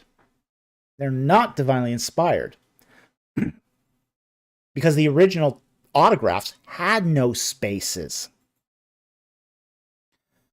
So we've discovered that some of these texts put the spaces in the wrong place. A great book for this is Paul Lawrence's Egg Whites or Turnips. No, I don't have that one there yet. Put that one back in the bookshelf. And like, for example, Paul convincingly shows that some of the spaces, when you put them in the right place, align with the names of certain figures we find in Babylonian texts. So it's a very good book. It's a short book. It's a very short book. It's like 70, 80 pages. So it's not a big book. But boy, he covers a lot of ground about some of these issues. So I highly recommend this book. So I think that it is possible that the space is not between and say the resh and the kaf, but possibly between the sheen and the dalet. And I think there's a morphological or a text critical trail that can be followed here that can show that this may not mean, say, Ur of the Chaldeans, but Urkesh and, say, Aram, or as a possibility. So I'm going to probably end up wanting. I'm thinking of doing an article on this in my copious free time. I don't have enough time to write my peer-reviewed articles. I want to have more time to do this. I just don't have the time or the resources to do it. But this would be something I would, because I'm pretty confident about that. This could be traced out to in a text critical way. So I'm of the opinion here that this should be Urkesh. So again, it comes down to which spaces are inspired and which ones aren't. So I'm not gonna take the blue letter Bible here.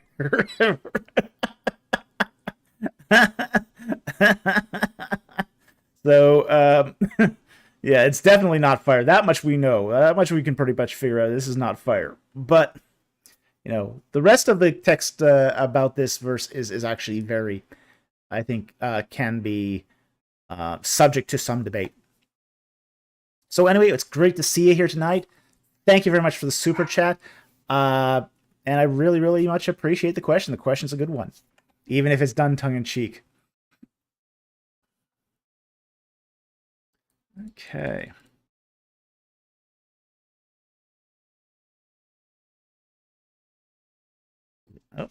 There's another super chat. The Camelopard for $5. Thank you very much for the super chat. Sorry, but our princess is in another castle, i.e. my question was too expensive. You'll find it below. Fair enough. Okay. And he says, I watched Exodus, Gods and Kings for the second time yesterday. Oh, no. I am so sorry. They dressed Pharaoh as a cross-dresser in that one. I mean, that was really bad. Really, really awful. One of the claims made by Moses was he, through Bithia, was the grandson of Horemheb. Would this have given Moses a stronger claim to the throne than Ramses? No. Not at all. Okay? It would have given him no claim at all. The fact is, he's an adopted son. While the woman who adopted Moses was a daughter of a king, she was not. That doesn't make Moses the son of a king. And that's a very, very important distinction here. Okay? Only sons of the king, and secondarily daughters of the king, had a claim to the throne. Okay? And this is why you had succession crises. Because there were times when there were not enough sons of the king. Or daughters of the king, even. So this led to many, many succession crises. So an adopted son, and frankly, daughters of kings did not have the right to adopt on their own prerogative. This is one of the interesting things about this. Now, in the case of, say, a daughter of Horemheb, because he wasn't born royal, that if he had a daughter, she would have been in line for the throne. Okay, but Horemheb didn't have any children. This is something we know about Horemheb. He was childless. King Ai had a son that died. So he ended up being childless at the time of death. Horemheb never had children at all. So he had no successors, neither girls nor boys. So we know that this is not going to be true. As a matter of history. But even if he had a daughter, even if Horemheb had a daughter, which we know he didn't, that would have not given Moses any claim to the throne. And this is just, part of it is because the person with the strongest claim to the throne is the son of the great queen. Doesn't matter really even what birth order is.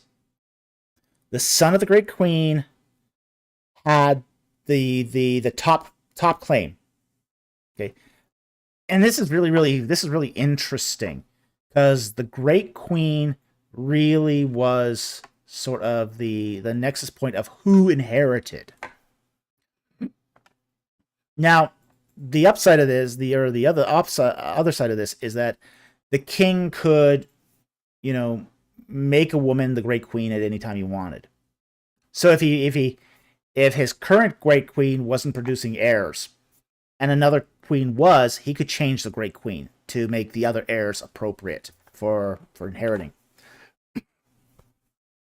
But just because, Moses was adopted, he gave him no special privileges, other than he is adopted into the royal family and can have an audience with the king. That's the only right he has. The only right at all is an audience with the king. That's the only right, being the son of a daughter of a king would get him. It would give him no claims to the throne. None at all. That's just not the way Egyptian succession works. I've heard other people try to make this claim too, that, especially guys like David Downs. David Downs makes this claim that Moses was in line for the throne. Because he was an adopted son of was it Amenemhat the Third, I think. But really, an adopted son doesn't have that unless he's made a son of a king by the king. So the king has to recognize that adopted child as son of a king in order to have any claim to the throne at all. So just being the adopted daughter, no rights. No, nothing special. So anyway, I hope that answered your question. Thank you very much for the super chat. Interesting question. We do get that one sometimes. Not in terms of Exodus, Gods, and Kings, though. Oh, terrible ahistorical movie. Awful movie. Just awful. Yeah. Yeah. I know. I should tell you what I really think about this film.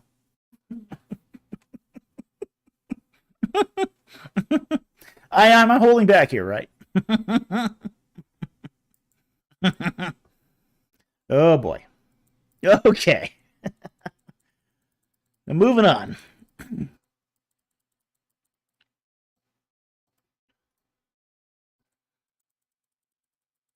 Okay, we got another one here from my Camelopard for $5. Thank you very much for the super chat.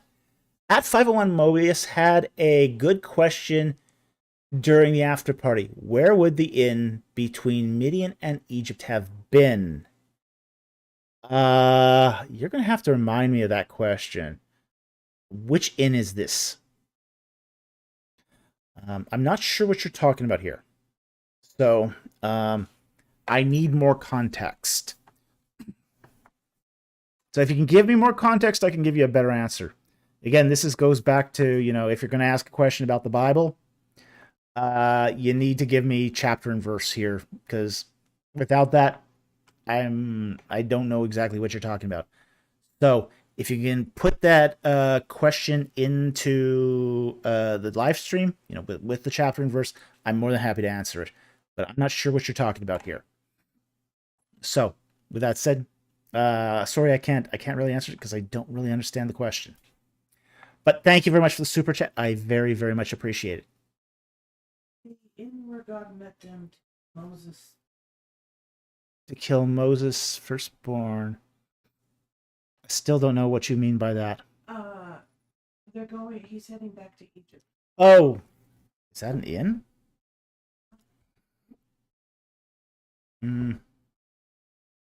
Let's take a look. I think that's in Exodus 4, the Bride of Blood.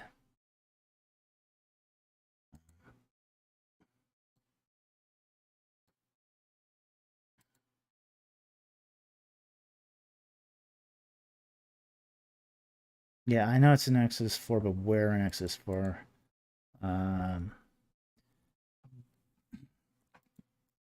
me to the verse, because otherwise, okay. I think, okay, a lodging place. Okay. All right.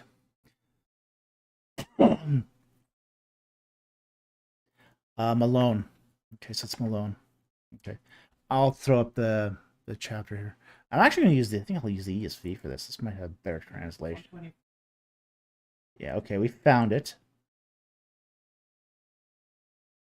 No, no different. We'll just use the NASB then. All right, gonna pull up the Bible here. And we'll start at verse 24 here, which is, now it came about at the lodging place on the way that the Lord met him and sought to put him to death. And Zipporah took a flint and cut off her son's foreskin and threw it at Moses' feet. Can you imagine doing that in an inn?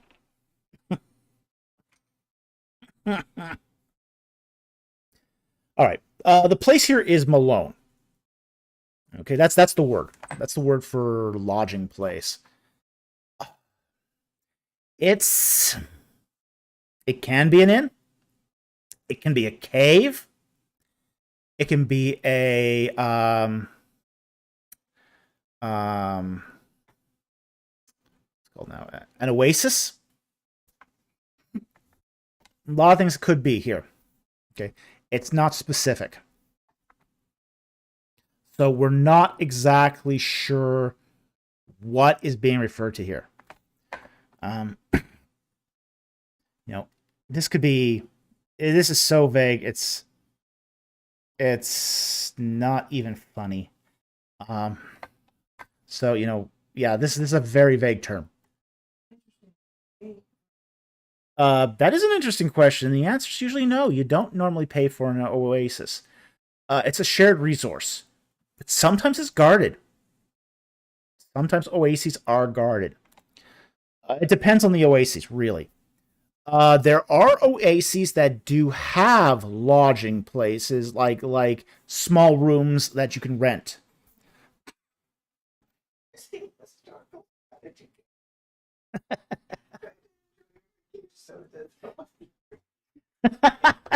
Okay, I gotta throw that one up.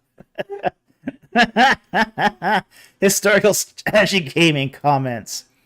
Trying to enjoy your vacation, and someone does that while you're eating something, that would make me back up and go home.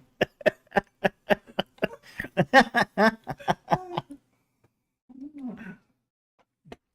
that would kind of put you off your day. Yeah, that would definitely put you off your vacation. Okay, getting back to the serious question here. Let's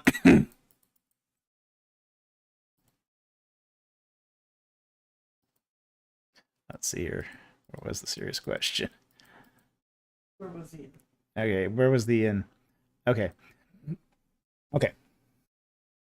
Most of the evidence that we have for inns would have been, say, along major routes where by oases. Like, for example, you do find some mud brick structures that are actually quite old. At, like, for example, the oasis at Rephidim.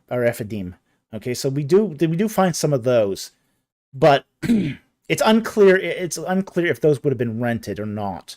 We don't know. We also don't know about how long they were occupied either. So, I'm reticent here to call these inns, but it could have been anything. It could be anything from as I said, a cave, an oasis, or say a mud brick structure that was used to rent. Could it be a village? Yeah, it could be a village. It's possible. You would probably be more find the word here ear for, say, for example, a town or a village, but it's possible. It could be on the outskirts of a village. That's entirely possible. They could have just put. I mean, we have to remember that Moses and Zipporah, they're essentially living the Midianite lifestyle. These people can pitch a tent anywhere and call that home. You can call this a campsite. That's a possibility.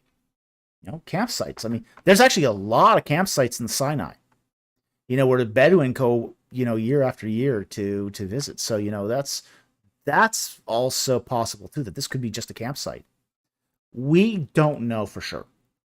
And it's really impossible to say because we don't have enough information from the text. So that's about all we can say.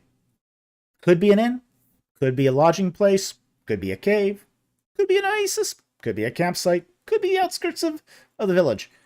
This is so vague. I mean, again, Hebrew has a huge semantic range in its vocabulary. Huge. So it's hard to nail things down in Hebrew often because there's so many meanings for much of the vocabulary. So you have to almost kind of have a little bit of an open mind when you approach the Hebrew text here because, again, broad set of meanings. So you have to sort of keep that in mind when you look at these texts. But anyway, thank you very much for the super chat. Very much very interesting question. It's a very interesting question. But it does show you some of the textual problems we have here because of the vagueness of Hebrew. Now, when Hebrew wants to make it very, very concrete, it's got strategies for doing that, like repetition.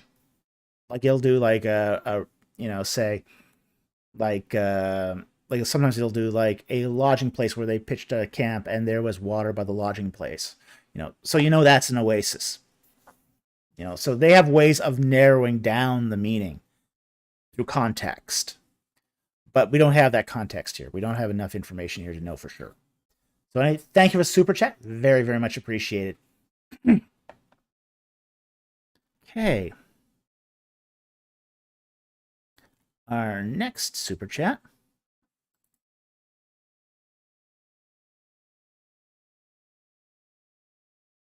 is from Dawn for $4.99. Thank you very much for the super chat.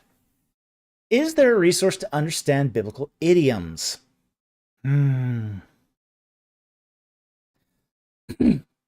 If there isn't, there should be. Because there's a lot of idioms in the Bible. A lot of them. So I think there should be one if there isn't one already. I just don't happen to know of one off the top of my head. Generally, when I look for idioms, I go to a biblical commentary. And usually the biblical, there's some real humdinger idioms in biblical Hebrew and in the Bible in general. Like, for example, you'll sometimes see the idiom, cut a treaty, cut a covenant. Well, you're not really cutting it. What you're doing is you're writing out a covenant. The term cut comes from the whole idea that you take a strip of parchment or papyrus and slice a piece off with the knife. So that's a biblical idiom. We've discussed many times on this channel the idiom of 40 as being an indefinite extended period of time or amount. One of my favorite idioms is actually between Jacob and Laban. Wow, this is just a crazy idiom. Jacob says to Laban, "May the Lord be between you and me whenever we're apart." It's used in marriage ceremonies. It's used in Hallmark cards, or back when there were Christian bookstores, you'd see it on plaques and promise rings, and all this other accompaniment. All this kitschy stuff with that idiom on it. Well, it's a death threat. It's a death threat. Good way to start a marriage. May the Lord be between us. Laban's basically telling Jacob when he says this that if we meet again, I'm going to kill you.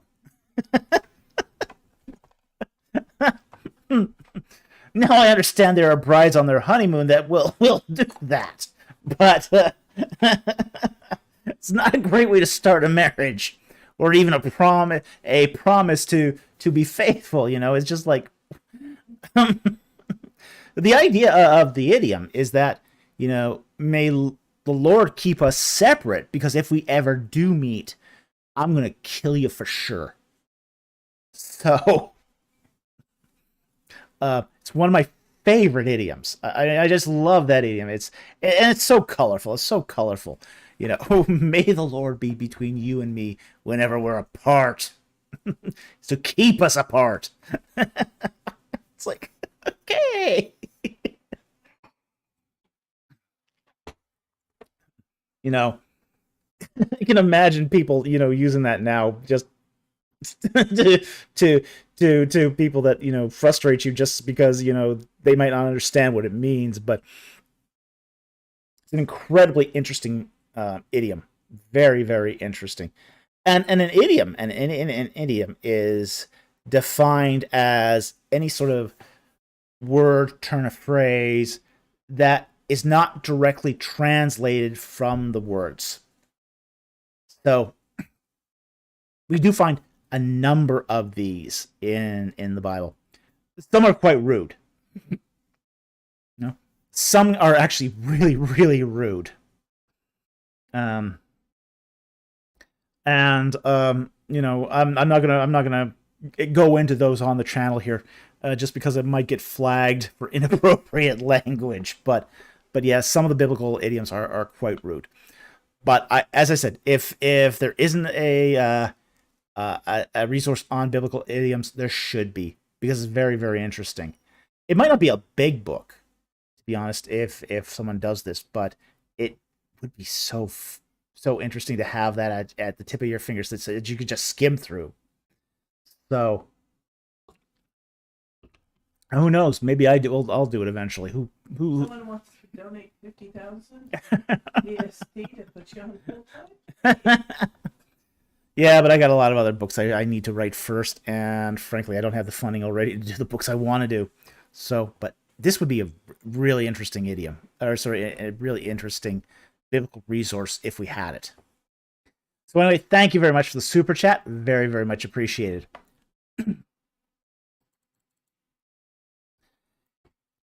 He also gives another super chat for $4.99. Thank you very much for the super chat. How should we understand the long ages of the patriarchs in Genesis 5? Okay. There's a lot of controversy on this. You get everything from, say, the young earth creationists, who think you should read these literally as the literal long lifespans of people, to, say, more symbolic views of, say, honorary ages, like we find in or like is I think Craig Olson espouses that view. I take a different view. Yeah, I take a very different view. I think that what we have here is the longevity of clans. What we see here is a succession of clans in Genesis 5. And part of it is because when you read, say, the Old Testament as a whole, the whole book is obsessed with clans. You know, I mean, yeah, we make a big deal of the 12 tribes. But really, Israel is a clan-based society. It is obsessed with clans. And I think one of the big problems that I have with, say, Bible translations is they will try to translate for our vernacular. Like, for example, mishkapet, which is the word for clan, is often translated as family. And I think that does the text a huge disservice. Because it's not a family. You know, a clan is essentially it is a family group, but it's an extended family group. Each clan has basically a root family, and then these sort of branch families. And these are called clades. Okay? So one clan is made up of multiple clades. Eventually, some clade might split off and start a new clan. You know, there's a life cycle, and I have a whole video explaining how clans work in ancient cultures. So I would highly encourage you to look at that video and you know familiarize yourself with how this whole structure of clans work. But one of the things we know about studying clan-based cultures, and we still have some clan-based cultures today. For example, in Ireland, Scotland, we have clans that are over 900 years old. There are clans in Japan. So there has been a lot of anthropological study of clans. And, you know, there is a lot here that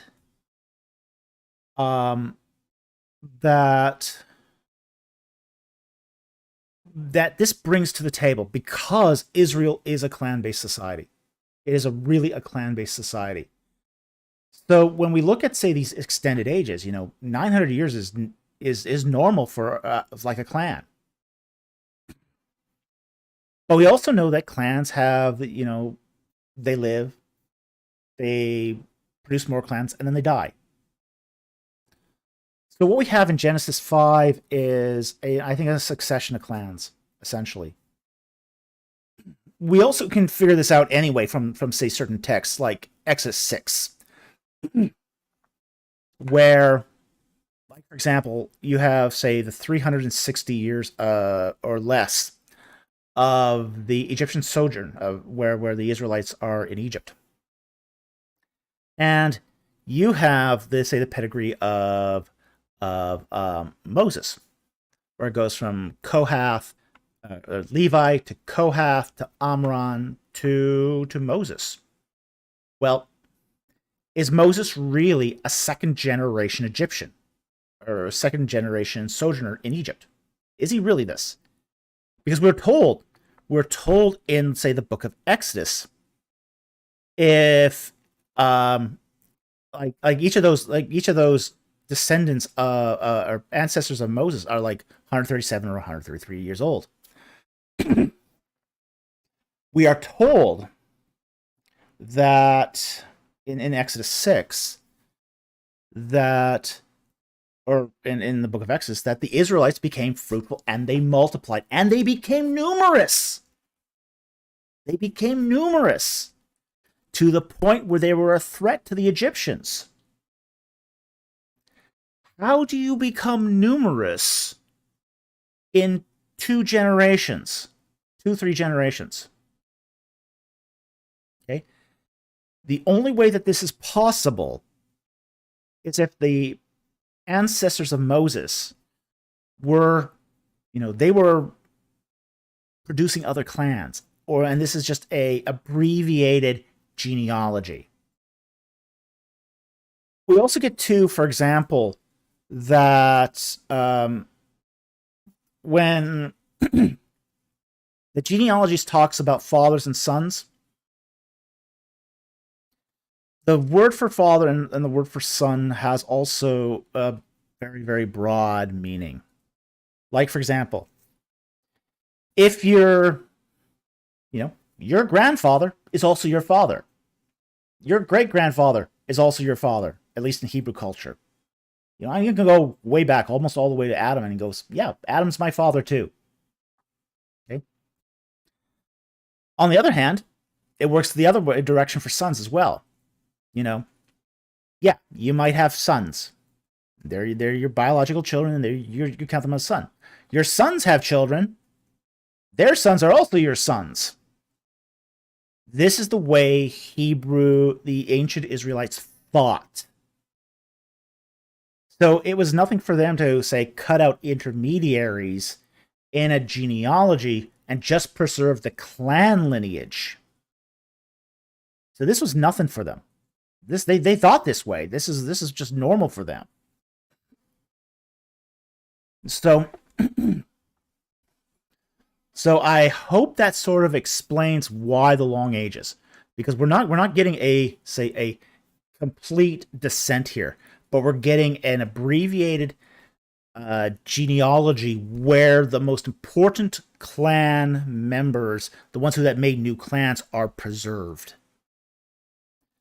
So I hope that explained this.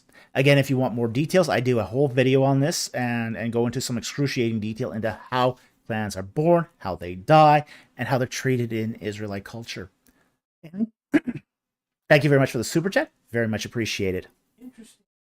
Danny DeMott said, is that where the... Yes, that's exactly where the term forefathers comes from. Yeah, absolutely. That is definitely where it comes from. Is your predecessors are your fathers too. Okay. Don for $4.99. Thank you very much again for the super chat. Exodus 12:35 states that Israel left Egypt with gold and silver. Would this have sent Egypt into a form of economic hardship? No. And we'll explain why in a moment. Okay? But let's just read Exodus 12:35, because it's always good to consult the text.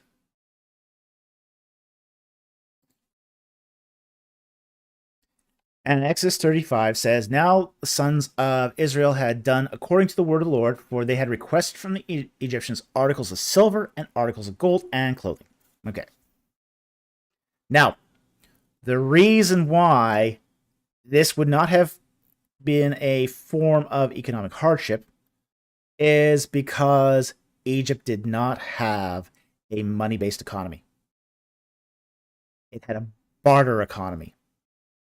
Now, the Egyptians did at times use its hegemony to bring in metals, like particularly bronze, to shore up its inflation. But without the precious metals, that was never used as currency. Egyptians never used silver and gold as currency because they were a barter economy. They traded goods that were priced pegged against the bronze deben. Okay, and a deben is a weight of a unit of weight. It's roughly, I believe it's, if I recall right, it's 23 ounces, if I recall right. So, when they leave with articles of silver and gold, that's not going to affect the economy because the economy is not being shored up by silver and gold. Now, this raises another question. What are they doing with the silver and gold? But their economy is going to be pegged against bronze and trade goods because it's a barter economy. So taking silver and gold out of that economy is not going to significantly affect the economic. And the reason why is because most Egyptians are going to use that silver and gold for their funerary goods. Most of it's going to end up back in the ground anyway. In the case of gold, a lot of it will be turned into, say, articles of furniture for their burial, like their coffins or their mummies. We do find mummies that are covered in gold foil. We find a lot of grave goods are decorated in gold foil because of the Egyptian belief that if you cover the mummy and the coffin in gold, you accelerate the process of preservation in the afterlife. Silver was really, really precious at this time. So there wasn't a lot of silver in Egypt. So there was actually more gold than silver in Egypt. So silver was considered more precious. It was less of it around. So again, this silver is not one of those things that you're going to see a lot of use in, say, trading situations. And frankly, most of the gold and silver were controlled by the aristocracy. Very, very few people had gold and silver as a part of their regular articles. But you did have some. Some people did have them. We do have examples of, say, precious metal in bracelets and jewelry. But most of it would have been ended up, as I said, in, say, funerary goods.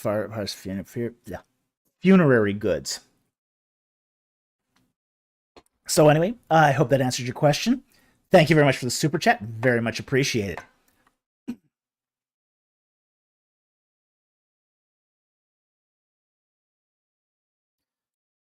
Okay, and we got another one here from Jacob Belcom for $5. Thank you very much for the super chat. How does the Quran differ from Egyptian history?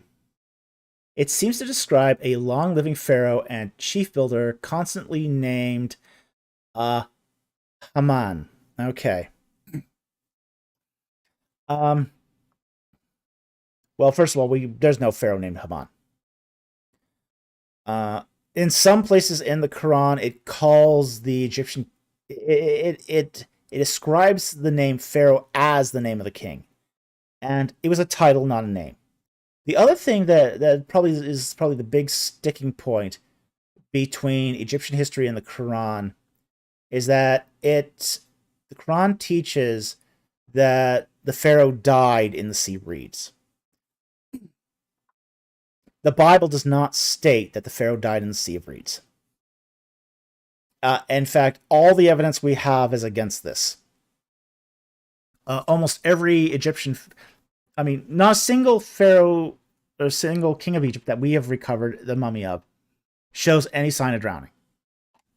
And there are post-mortem signs of drowning. For example, sand and shells and micro snails, that sort of thing, that get pushed up into the nasal cavities and into the mouth, especially in situations where there's great upheaval of the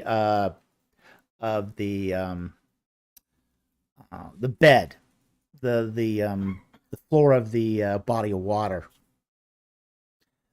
And the Exodus would have, the rushing into the waters of the Sea of Reeds would have definitely have stirred up everything on the bottom.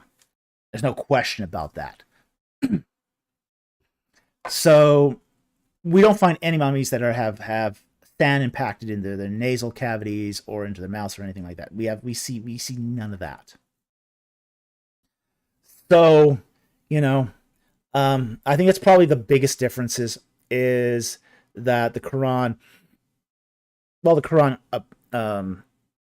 affirms in Exodus, it gets much of the details wrong. Again, there's no, as far as I can tell, Haman might be a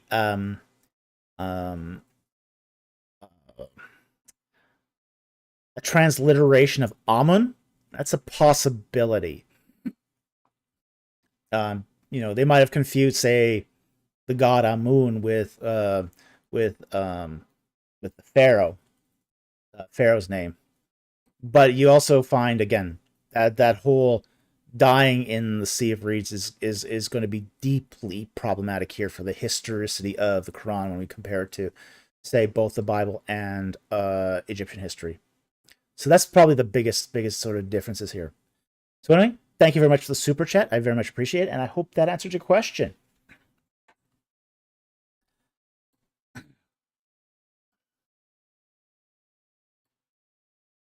Okay. I think that's the final super chat. We are now 2 hours and 30 minutes in, so we've got some time for some non-super chats. Woohoo! So let's go through non-super chats here, and let's go take a lookie. I'm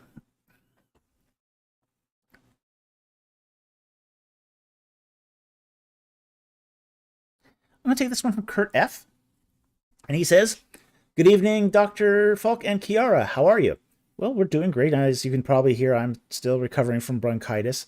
I caught bronchitis about a week before. I had the flu a week before the debate.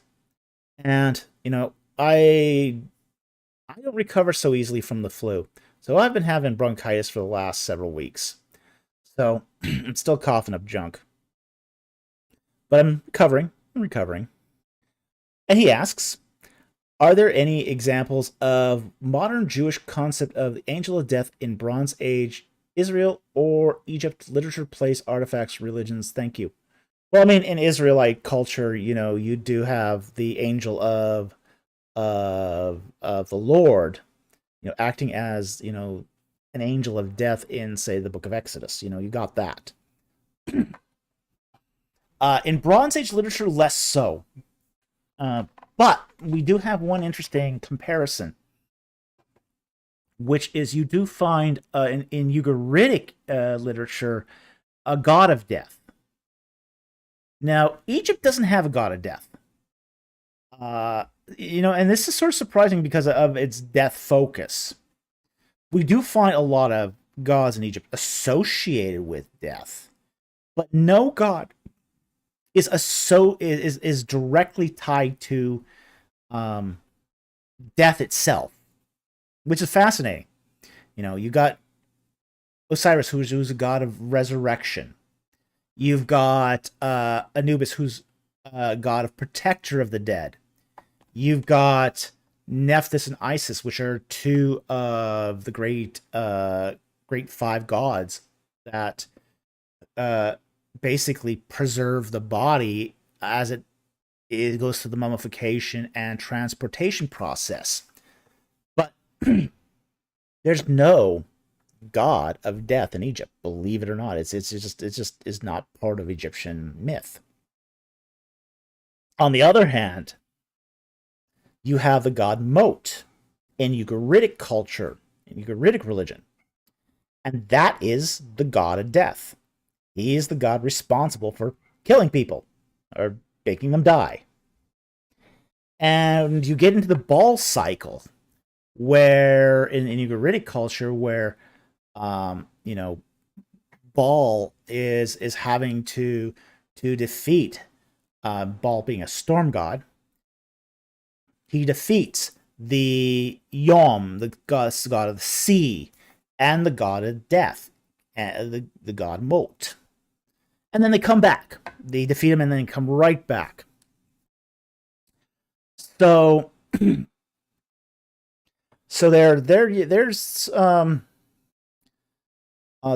that's probably the best sort of comparison we have in, say, Bronze Age culture. So anyway, I hope that answered your question. Thank you very much for the question. Okay, next one. Let's take another one.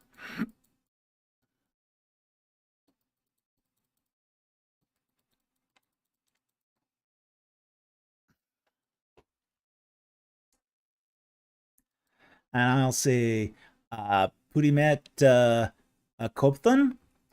Happy Thanksgiving, Dr. Falk. Well, happy Thanksgiving to you too. I'm glad you could join us.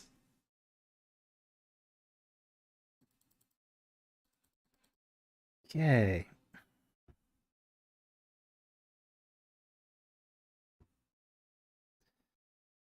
All right. Take this one from Russ Hardy. I was a bit surprised at the different attitudes between you and your debate partner. I don't understand if it was a debate or discussion, but it seemed like neither side was completely aware. It was supposed to be a discussion. It was supposed to be a conversation. However, my debate partner decided to do a Gish Gallop.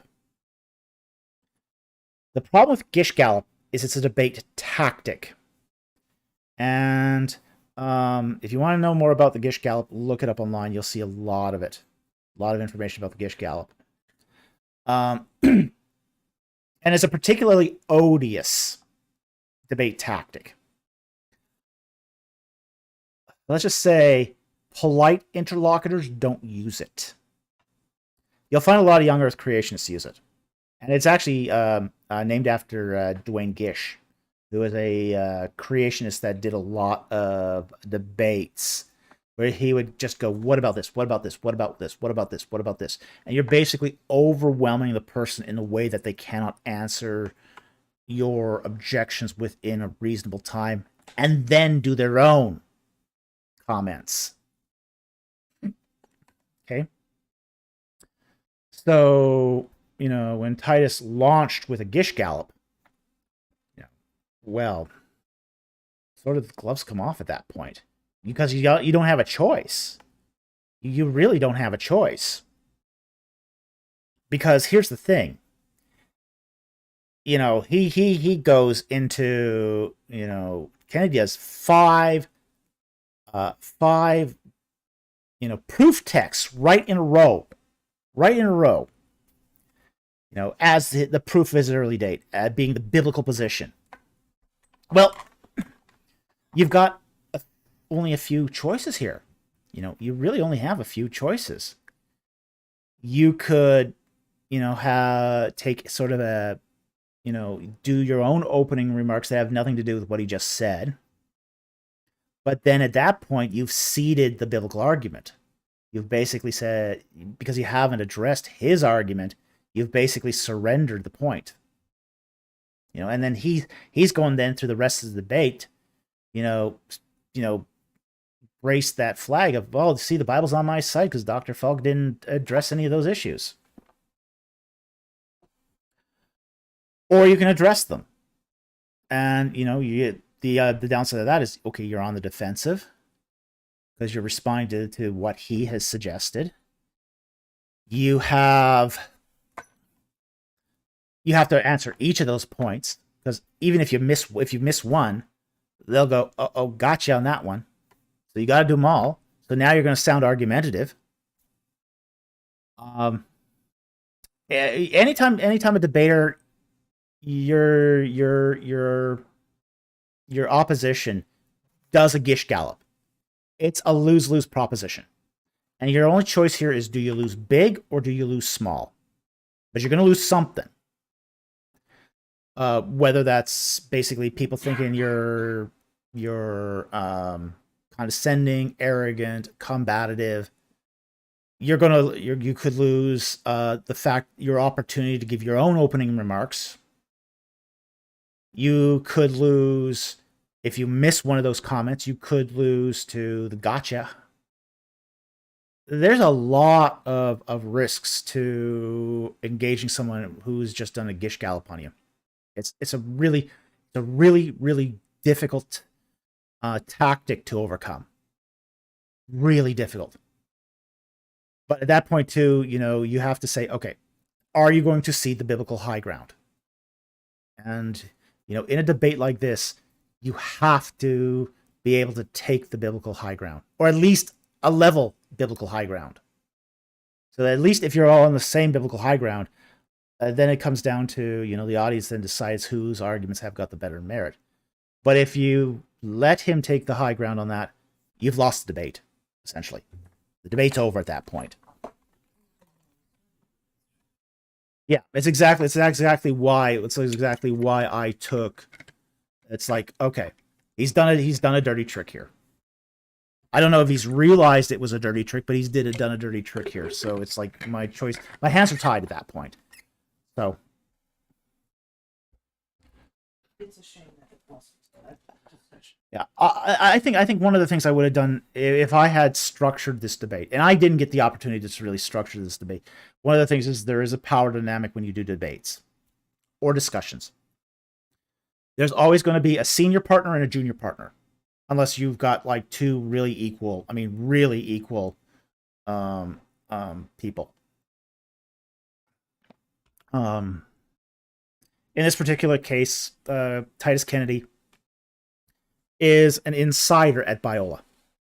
He's an insider. He's one of their adjuncts. He teaches in their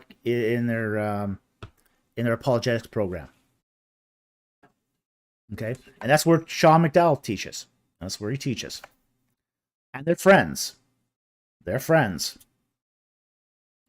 So, and frankly too, Kenny has had a lot more publicity than I had. He's been on TV. He's been a consultant on films like Patterns of Evidence. He's the big fish. He's the big fish. And the big fish does tend to be able to, set the agenda.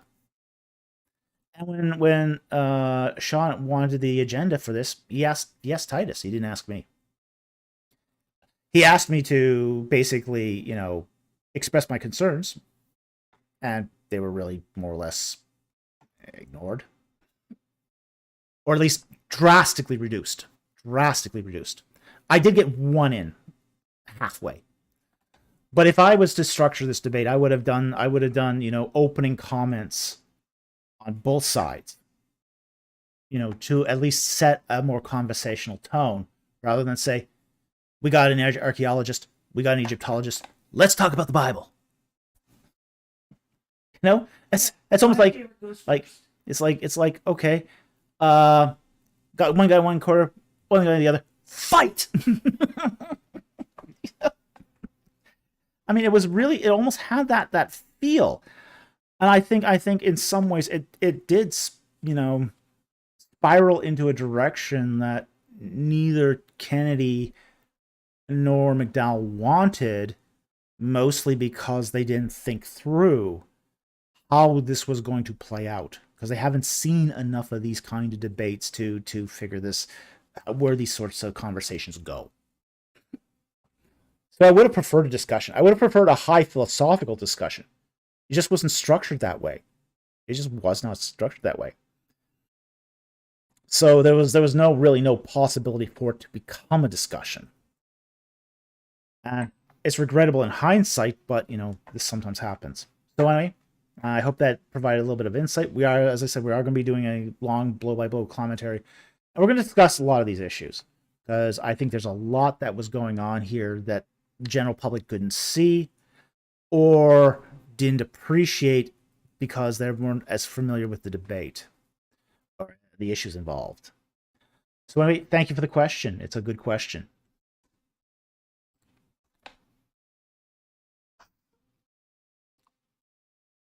Okay. Next one here.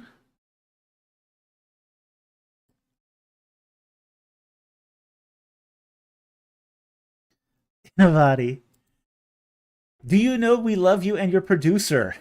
Well, I do now. Thank you.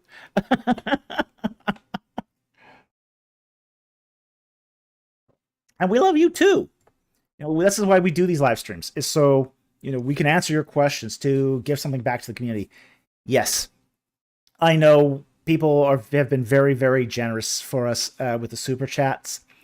We don't demand people give us super chats, but you know, we do appreciate all the support that we get on this channel, but we also appreciate the other questions. Yes, I don't take every non-super chat, but we take the ones that are interesting. And that's I think at the end of the day for us, interesting questions is what we really sort of gravitate to. Now, granted, I I will pass over, say, non-super chat questions that are sort of really outside of my wheelhouse. Because I would be stumbling through them even if it was a super chat. So I have to recognize my own limits. So I do respect my limits a lot more when it comes to non-super chats than with super chats. Because I think every super chat deserves at least a response and at least a thank you. Because we do really appreciate it, and it does really help us to put food on the table. And we do appreciate that immensely. But we also appreciate the support and the prayers. I know there's a few people out there that are praying for us, and we really, really value your prayers. In fact, you know, I won't ask you to pay a super chat, but I will ask you to pray for me because we are under attack. We are under attack, and we can't do this without God's help, essentially. And we never go onto a live stream without praying. We always pray before coming on a live stream, just because we think that's important. So anyway, thank you for the comment, and I guess it's technically a question, and it's nice to know. It's nice to hear this, especially after this week where we have gotten just a little more hate mail than normal. So thank you very much for the encouragement.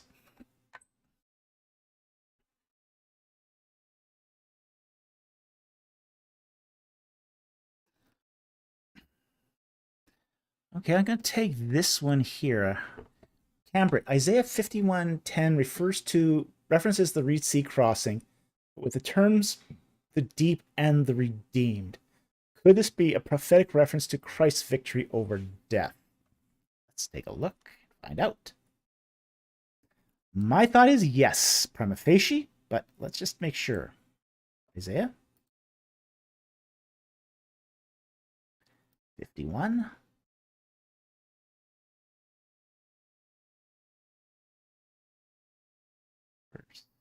Put it 8 here. Okay, and bring up the Bible. Okay. Let's start at verse 9. Awake, awake, put on strength, O arm of the Lord. Well, there's definitely a Exodus reference right there. The mighty arm of the Lord. Awake as in the days of old, the generations of long ago. Was it not thou who cut Rahab in pieces, who pierced the dragon? Well, no, there's some very some cool intertextuality happening there. Was it not thou who dried up the sea, the waters of the great deep, who made the depths of the sea a pathway for the redeemed to cross over? Okay. Gael. To redeem an act. This is sort of the act of the kinsman redeemer. Okay. So, there is the idea of, say, those paid for.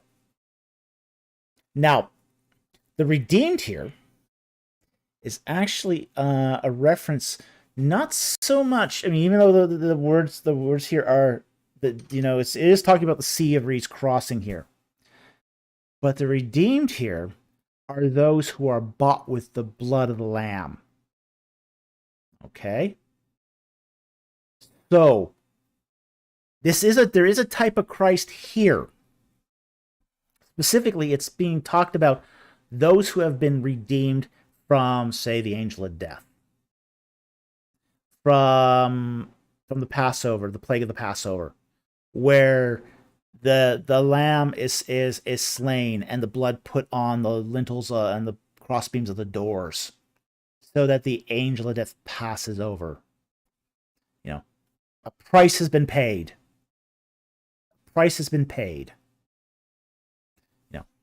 And that's what it's talking about here. These are the redeemed of the Passover specifically. Now, the reference to Christ's victory over death here is that Christ is the new Passover lamb. He is the Lamb of God who takes away the sins of the world. So yes, there is definitely something messianic here. But it's a typology. It's a typological reference. So it's not a direct reference. Like, for example, you find a lot of messianic passages in, say, the Old Testament that are directly messianic, like Psalm 2. Directly messianic. This is not directly messianic. But it is a type. It is setting forth a typology that will be definitely referenced, say, later on in the New Testament. So anyway, I hope that answers your question.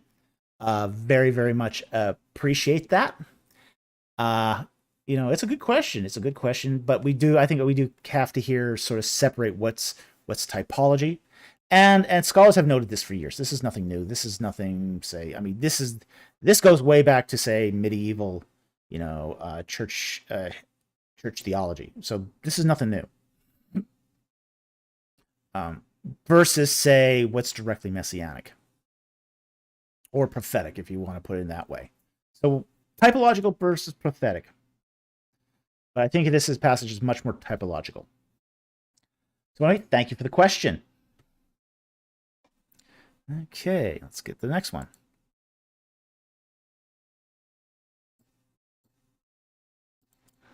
Ah, 501 Mobius. Do you think you will get others to debate you?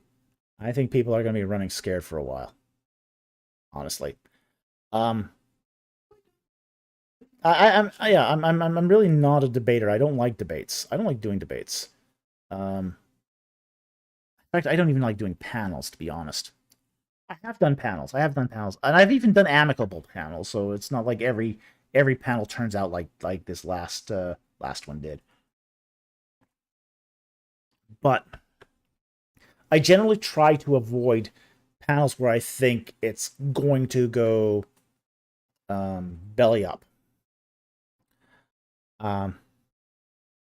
But every so often, somebody tries to push my buttons, and try to egg me into a debate, and I usually decline, mostly because they don't have the appropriate credentials. I have done debates. I've actually done many debates, believe it or not. I used to be, when I was in high school, I was in the Toastmasters Youth Leadership Program. So I've actually done a lot of debates. Yeah, you wouldn't know it by all the, say, filler words I use, like and all that. Yeah, you wouldn't think I ever was a Toastmaster by that, but that was a long time ago. It's just one of those things that if you do this, you have to really keep it up, and I haven't kept it up. So, I'm not looking to do more debates, honestly. But there are a few individuals that if they wanted to, yeah, um, I would do it in some special exceptions. And Titus Kennedy was one of those exceptions, to be honest. You know, because I'd been hurt. I mean, people have been saying for a few months, and I'll leave the those particular individuals nameless because they're basically kind of silly. That I was afraid to take on early daters because I had refused to take on some, let's say, unqualified individuals. So, some people said I was afraid, really, and, because I wouldn't take these underqualified individuals. So, um, this, Pretty much what it is. yes, exactly. I demand Dr. Falk debate me right now if water is wet. Yeah. Mm. Yeah, so I'm not gonna go out of my way to debate people who, like, for example, I debated Douglas Petrovich and David Roll at the same time. And it was a mess. It honestly was. Uh, whenever you have so I don't do three-way debates anymore. I just because it's you can't really focus on any one thing. You're dealing with too many moving parts there. Uh, you also are going to. I also don't no longer debate people who don't have a PhD because you can't agree on the fundamentals of the data. You're not debating the higher issues. You're having to teach to your opponent. Unfortunately, having a PhD is no guarantee that you're not going to have to teach your opponent, like I did this time. But it lessens that possibility. Now, in that particular case of, say,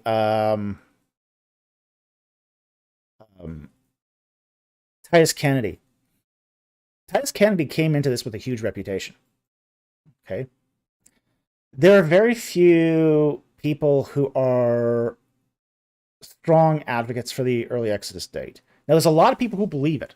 A lot of people, even a lot of Old Testament people, but there's very few who are competent enough with the arguments to actually debate it or discuss it,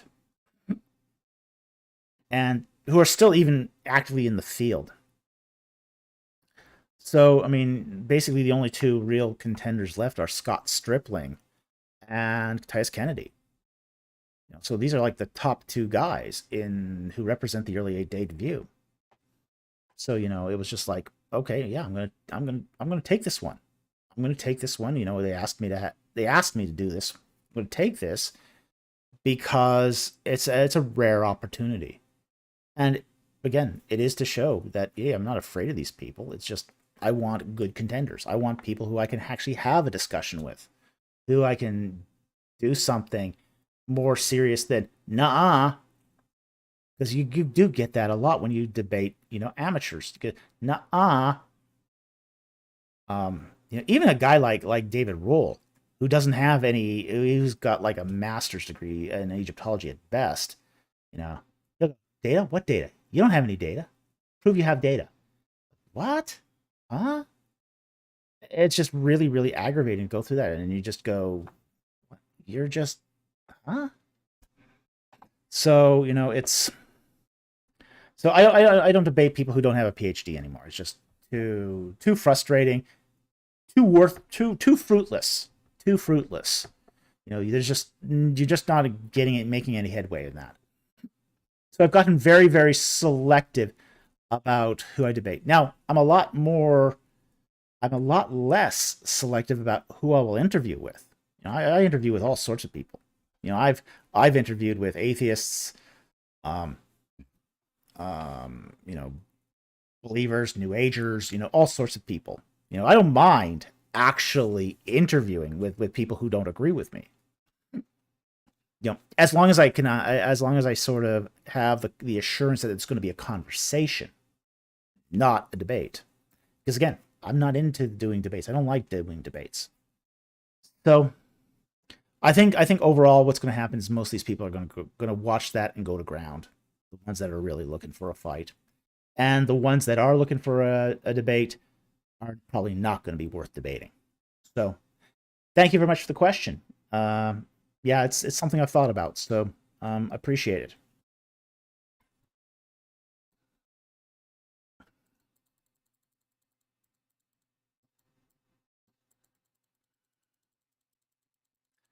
Let's see what else we have here.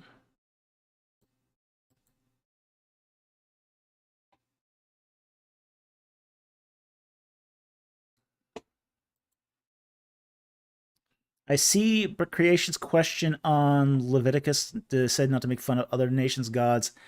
I need a verse before I take that question.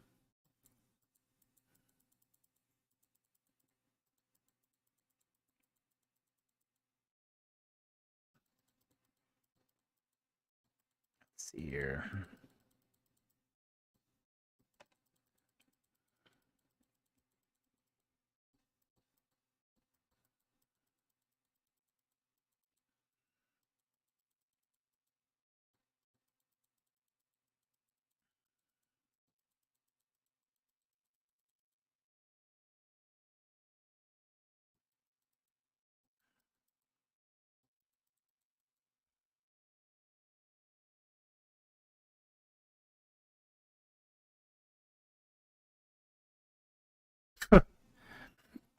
Okay. Harold James, even though you've been kind of obnoxious tonight, I'll take this question. Can you tell me about Amun-Re and his existence and incarnations, and is he here now? Is he the second coming of Jesus? Second question first. No. No relation at all to Jesus. Amun-Re was a composite Egyptian god. Okay. He is the composite of the god Amun, which is the hidden god, and Ra, or Re, better translated as Re, which was the sun god. And Amun-Re was the patron god of the Theban dynasty. He first comes onto the scene in Egypt around the 12th, possibly 11th dynasty. We have the firmest support in the 12th dynasty. But we do have some cultic remains at Karnak from the 11th dynasty too. But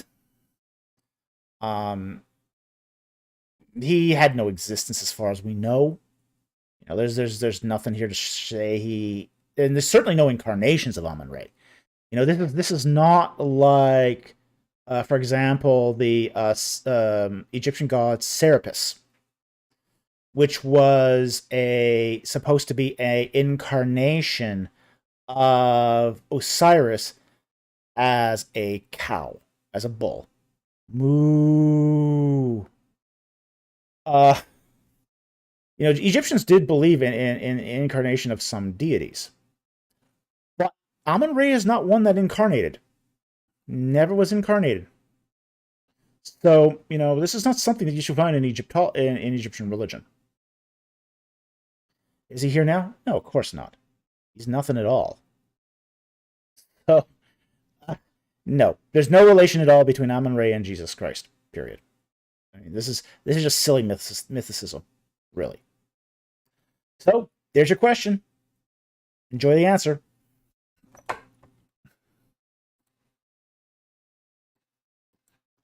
All right.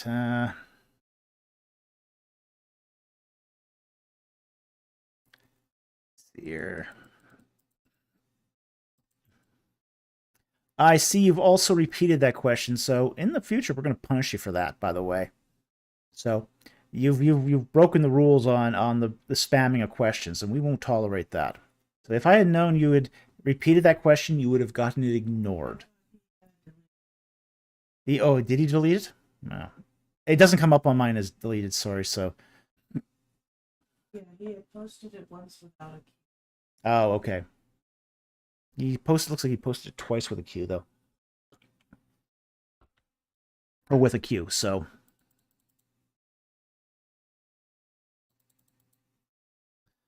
I'm going to take this one. It's an eschatological question, but I think it's an interesting one.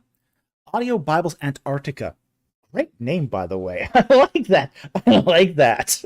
That name. Good day, Dr. Falk. Do you believe in pre-wrath rapture? No, I don't. I don't take a hard view on a lot of eschatology because I think a lot of eschatology is really misunderstood. But I think what is clear is that the rapture's. I think the rapture is really misunderstood anyway. I think most of the verses that are used to support a rapture of believers are actually the summary punishment of the unbeliever. Okay, so I think that the whole idea of a pre-wrath rapture is misplaced and it's really, really poor exegesis, honestly. Where scripture is most clear on these particular passages, it's almost certainly references, as I said, the summary punishment, basically of the day of the Lord, or the great wine press of the Lord, or the great marriage supper of the Lamb. These are all references to the same events. The separation of the wheat and the tares, the fish in the seine net, over and over and over and over again. So I don't believe in pre-wrath rapture. I think it's definitely I think they're the second coming and the rapture are different. What's been termed as the rapture is actually the summary punishment of the unbeliever. So anyway, I hope that answers your question.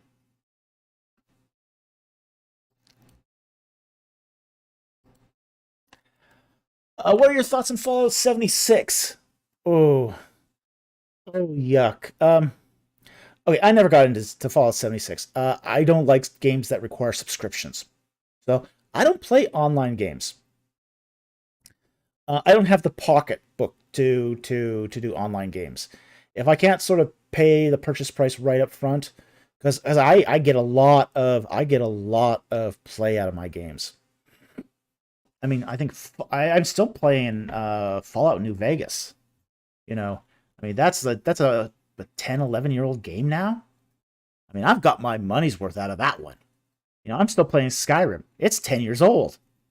If I had to pay a subscription service for those, I'd be spending thousands of dollars on games over a lifetime. It's just like, there's no way I'm going to do that.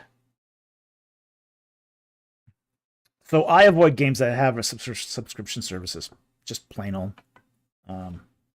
So I never played Fallout 76, but I remember the release of that, and it was a complete debacle. So anyway, thank you for the question. I see we've gotten a few more super chats since we. Let's go to those super chats.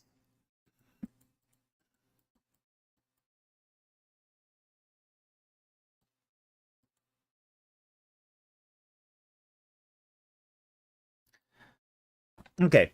The Camel Leopard for $5. Thank you very much for the super chat. In ancient Hebrew cosmology, was Sheol below, above, or the same as the Tehom, the deep? That's an interesting question. Okay. It does seem that the Tehom is below the earth, and Sheol is below that. At least that's what it appears. That one descends through the deep to reach Sheol. So it's not the same as the deep. The deep seems to be a underground body of water. So I really don't I mean, it's I think you for example, you read Jonah. Read Jonah, the second Jonah chapter 2, where he talks about how he died. You know, his prayer to God as he dies. And he's descending through the deep to Sheol. So he's sort of giving you the downward experience. So I think that's that's really sort of what we're looking at here, is that it's you've got the earth and the four pillars that suspend, and these are again this is analogical thinking, and then you've got the under the earth ocean, and then you've got Sheol. So that seems to be how their worldview is conceptualizing this. Now again, none of this is necessarily literal, but it is how they are sort of thinking about it as they are trying to reason it spiritually. So anyway, great question. Thank you very much for the super chat, and I hope that helped. Okay.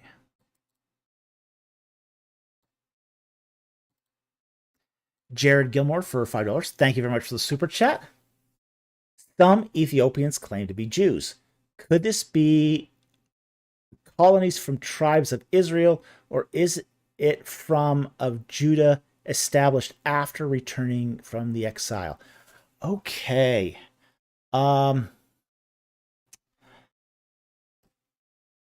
It's actually neither. It's actually neither. Ethiopia has a complicated history. Okay. Now, towards, let's just say, first, second century AD, Ethiopia becomes Christianized. It becomes Christianized at that point.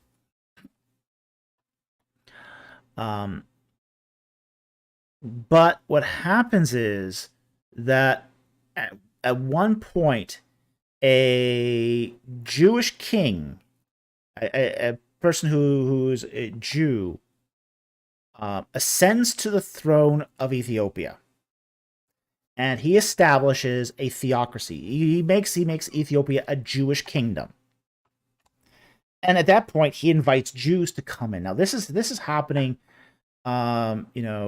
I think if I remember correctly, it's happening around 1000 AD, if I remember this correctly.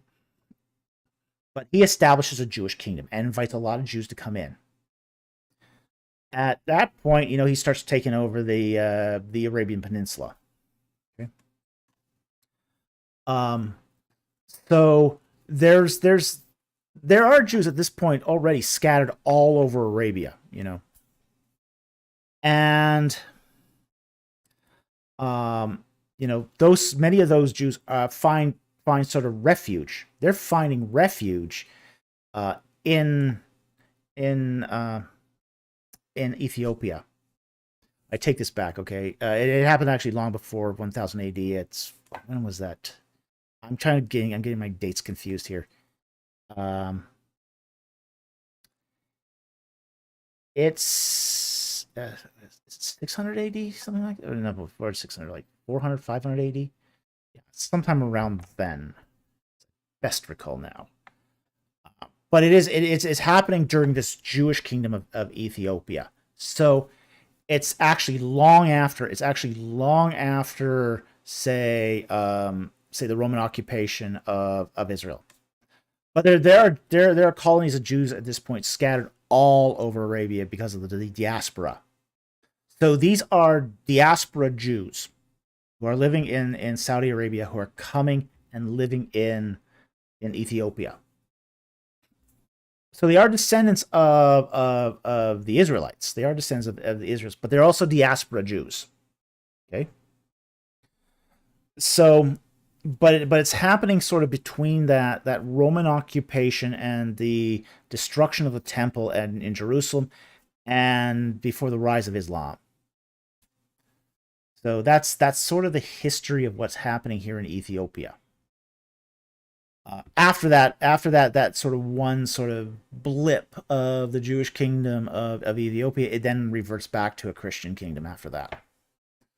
So, but for many Jews living in Ethiopia, that becomes a refuge. Because Islam did not treat people so nice. People of the book. So anyway, I hope that answered your question. Again, I muddled the history a little bit there, but that's sort of the broad sense of what's going on there. Again, this is a little after the time where I'm really sort of comfortable, but hey, it's not pre New Testament. Okay, it's in many ways this is post New Testament. So thank you very much for the super chat. Very, very much appreciated. Okay, Russ Hardy for $4.99. Thank you for the super chat. You must play Elden Ring? Ooh. Okay. I'll take that recommendation. I don't know what Elden Ring is about, but I'll take a look into it and see if it sort of floats my boat. Really, one of the only games I've actually played that I really can't get into is Assassin's Creed Origins. Now, you would think that an Egyptologist would love Assassin's Creed Origins. Because I mean, it's actually really good. It's actually a really good simulation of ancient Egypt. I was impressed. I was really impressed with that. Assassin's Creed Origins captured all basically the look and the feel of an Egyptian village so well. So the temples are too big, honestly. I mean, temples are not that big. I mean, there is some scale differences. They show, like, example, you do your first walkthrough, you go through this massive temple. I mean, no temple in Egypt was that size. I mean, there were some big temples in Egypt, but nothing was like that big. But what I found was, as I did my walkthrough of Assassin's Creed Origins, I just kept stopping, looking at the little details, looking at the hieroglyphs, started feeling like work.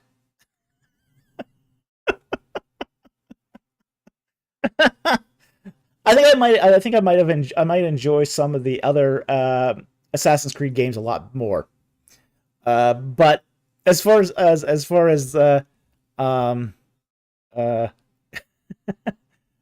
as that goes, it was just like, okay, this feels like so much work. It's really hard for me to enjoy this. And this happened after I got my PhD. Games I used to really, really enjoy, I could no longer enjoy now because it felt like work. Like Tomb Raider. I was a huge Tomb Raider fan. I had played every Tomb Raider game I could get my hands on. I loved Tomb Raider before I became an Egyptologist. As soon as I became an Egyptologist, oh my gosh, it felt like work. And, not fun work either. So, yeah, it is just like, okay, this kind of spoiled things. So, let's see. So you don't like Grand Theft Chariot?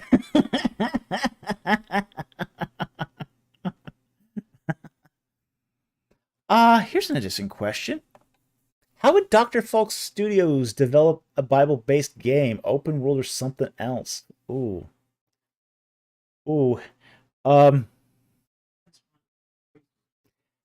Depends upon resources entirely, honestly. Open world is awesome.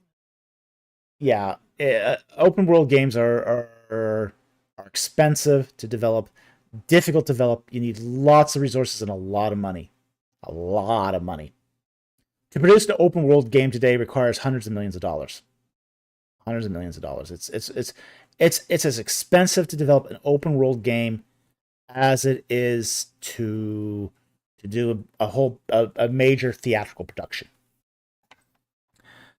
Now, with that said, however, I have dabbled in game creation.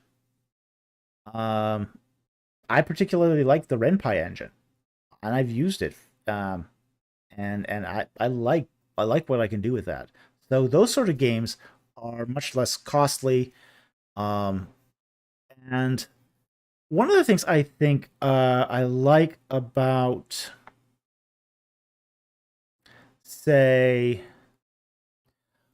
when I look at any sort of, say, biblically based game, the one thing I don't want to do is I don't want to make it a caricature of the Bible. I remember in the 1980s there was a Bible based game where you pretend you were King David and you were going out killing people. um, Making decisions that King David didn't necessarily make. Uh, so I think what I think is the best biblical based games are ones that reflect a biblical worldview. And there's a lot of ways you can reflect a biblical worldview that aren't preachy, aren't basically a caricature of the Bible, that are interesting, that are fun to play. But it does require a subtlety, a ability to write good story. Oh my god, I'm a huge fan of good story and fun gameplay. So I think how I would develop it is I wouldn't make it explicitly about the Bible.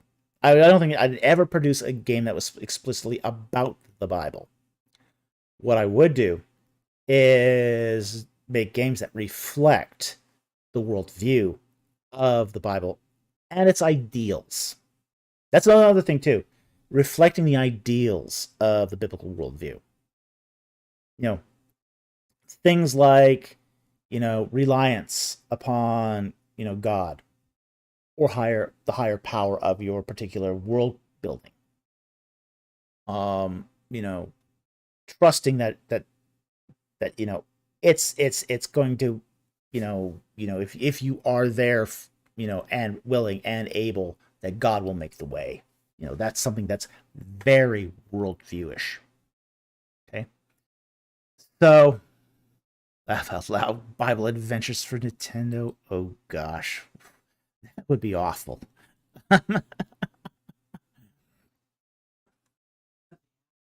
Yeah, I know. These games do exist, and they were awful. There was a lot more of them in the 1980s. A lot of them in the 1980s. I remember going to the software stores when I was a teenager and seeing racks of some of these Bible games, video games at like Christian bookstores. And it's just like, "Oh, this is this can't go well. This cannot end well." So,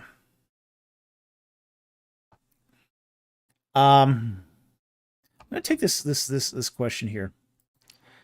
Genesis 3:1. It says that the serpent is the most cunning of all the animals that God has made. It says beasts. Okay? Beasts. Pull up Genesis 3:1. Genesis 3. Pull up the Bible here. Now, here is um now the serpent was more crafty than any living thing of the field which the Lord God had made. So it's actually not calling him an animal. It's not calling him an animal. Okay. And the serpent here is a nakash. Now, a nakash is a very, very interesting thing. It's sort of a pun. It can mean serpent, but it can also mean um, a being of bronze or even a being of light. Like bronze can be polished to a mere finish, so it's kind of mirror bronze. Okay, so if there is, it's sort of an idea that this is a being of light. So that's what's implied here through if you apply exegesis to the word serpent here, Nakash. But it's not the most cunning of all animals. It is said to be more cunning than any living being of the field. It's not calling him an animal. And you ask, is this Satan incarnate as a snake similar to the cow incarnate Egyptian god you spoke of earlier? No, it's not. Because we know that the serpent is the same as, I believe it's Ezekiel 20 when it talks about the cherubim who fell. You know, that you were one of the cherubim in the garden. No, what this is one of the throne cherubim, and the serpent, and he is identified as Satan later on in, say, the New Testament, in the Book of Revelation. He's not an incarnate being. He's a spirit. He's a cherubim. What he is, though, is if we related him to say Egyptian iconography, he would be one of, say, the throne gods, essentially a minor deity that would, had the form of a woman but wings instead of arms. And there's I have got a lot of pictures of these in my book if you want to see it there. However, it's not an incarnate being, it's a spirit being. And frankly, at this point in time, Adam and Eve were able to see and encounter spirit beings as if there were, any other being. And that's because they had not yet separated, they didn't experience that death that separated them from the spirit world.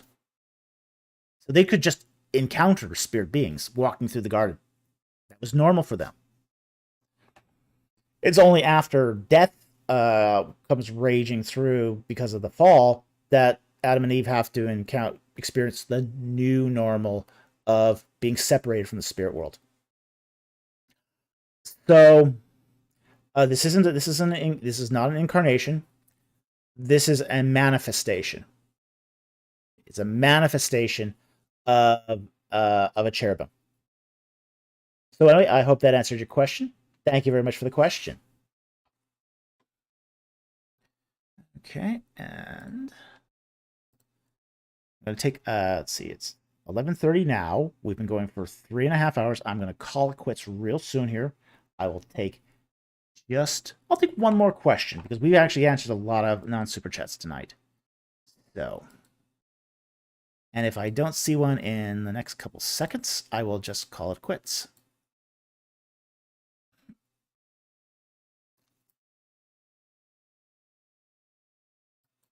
Yeah.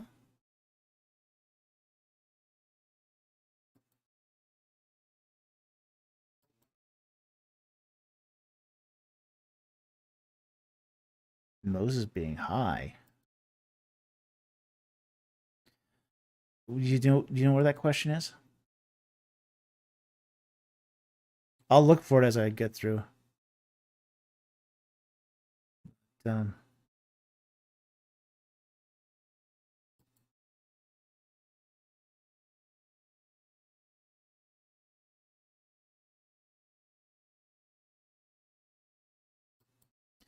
Well, I see one here on dates, the Bible exegete that I would like to answer.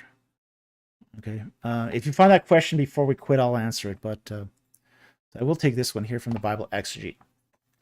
How did the Egyptians calculate the first regnal year, accession or non-accession year? They use accession years, essentially. The year began when they came to the throne. And their years are counted according to when they came. So this doesn't work like, say, Mesopotamian, basically regnal years. in the case of Mesopotamian regnal years, let's say you came to the throne on your predecessor dies January 1st, and you come to the throne on January 2nd. Your first year doesn't start yet. You're living out the next 364 days of your predecessor's year. Okay? In the case of Egyptian regnal years, you come to the throne January 2nd, or say December 31st. Let's say you come to the throne, say December 31st. Your predecessor dies on December 30th. And you come to the throne December 31st. That one day you ruled of the year, you get credit for the entire year. Okay? So that's how it worked in, say, Egyptians. It's based on a session year. And this is one of the reasons why Egyptian dates can be off by a year or two. It's because they're using an accession calendar while, say, Mesopotamian rulers are using, say, non-accession. So, I hope that answers your question. It's a good question. But there is a difference here in how both cultures, say, treat the regnal years. Okay, so. Gaius Octavius. Okay, I see one Gaius Octavius. Is it possible that Moses and the prophets were high on psychedelic drugs? And imagine. Okay, I see it here. And this will be the last question for the night, unless someone slips us a last minute super chat. So, Gaius Octavius. Okay. He asks, is it possible that Moses and the prophets were high on psychedelic drugs and imagined they were talking to God, as some have claimed? Well, is it possible? I doubt it. Now, it's not that like these people didn't have psychedelic drugs. They did. We do know that they did have access to these. We don't know if the Israelites had access. Like, for example, Egypt had access to opium from Cyprus that was imported from Cyprus. They also had access to lotus juice, which was a plant that grew natively. And they would press out the juice, or sometimes use the leaves of the lotus fresh, steep it in wine, add it to wine, and then drink the wine. And this would give them some crazy psychedelic experiences. Now, on the other hand, in the case of Moses, where he's in the Sinai, he doesn't have access to that. None of that is out there. So, you know, there's a lack of opportunity there. We also don't have strong evidence, or I should say good evidence, that the Israelites during the time of the prophets had access to psychedelics. Now, I know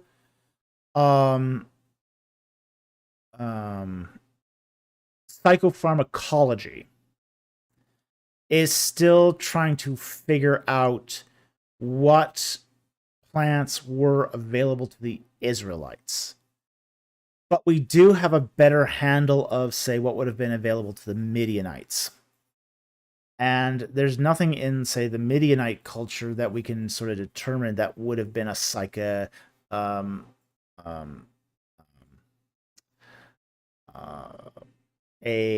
narcotic or a psychedelic.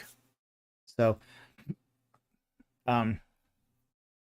I would really, if somebody came up and directly pressed me on this claim, I'd basically say, okay, show me some evidence. Show me some evidence. Because most of the evidence that has been used to, say, support these claims are very weak. Very, very weak. Yeah. You know, like I've heard that, and Jared Gilmore, I see, brings it up too, that, you know, Joe Rogan claims this. Well, Joe Rogan's an idiot. Okay? He doesn't know anything about the Bible. And he doesn't know anything about prophets or anything else. But the evidence that they had access to psychedelics is exceptionally thin. And oftentimes has been the result of contaminations by the archaeologists and other people who have broken into the site. Okay. Yep, we have covered this before in past live streams, where, like, for example, they found cocaine residue on a mummy, and of course, this made all the news. Well, 19th century archaeologists oftentimes used cocaine recreationally, like Sherlock Holmes did. Sherlock Holmes wasn't an outlier. Many of the aristocracy and upper classes of England in the 19th century used cocaine recreationally.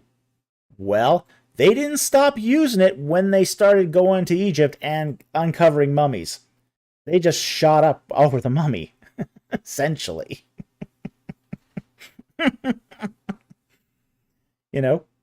Then there was a recent report of, say, an altar site that a residue had been scraped off of, and it turned out to be marijuana residue. And, this is just one of those things. It's just like, okay, this was not a well-protected site. This was a site that had experienced break-ins by adolescents. And some of them were, toking up right over the altar site. It's just like, okay, you're gonna do a residue of that. Yeah, it's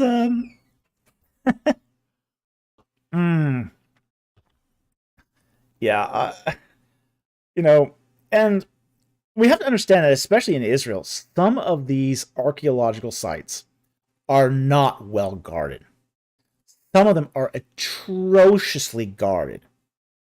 So, you do have plenty of opportunity for, as I said, teenagers to break in, get stoned over some altar somewhere just because they think, it's a good place to sit and it's a great place to have, to light up and have your giggles. But we do have to keep in mind that, these residues may not be original to the first peoples who built these sites and used them. So that's my thought on this claim. It's just I'm not convinced. As I said, the evidence of all this is exceptionally thin.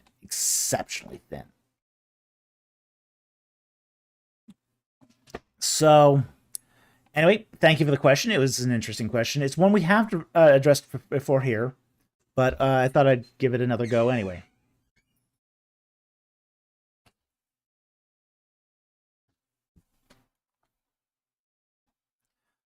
Okay, we got one more super chat here. So this question from Gaius is going to be the last non super chat of the night, but we got one more super chat that just slipped in here, which was from Hank Hargrove. Okay, and for $10, thank you very much for the super chat.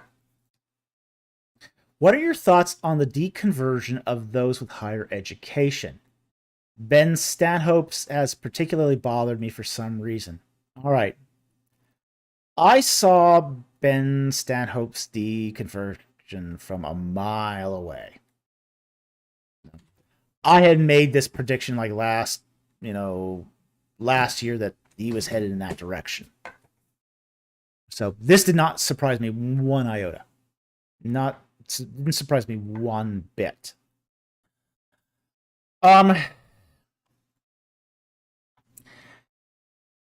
I can pretty much figure out, and again, this is not exact science. This will happen to some people, it won't happen to others. But the reason why that Stanhope's deconversion sort of seemed almost obvious to me was because of his hermeneutics. Okay, how he was raised, what his hermeneutical model was. And I don't think it's so much higher education, because there are a lot of people who go through higher education and completely retain their religious beliefs. I'm a case in point. Okay, I mean, I got goo gobs of higher education.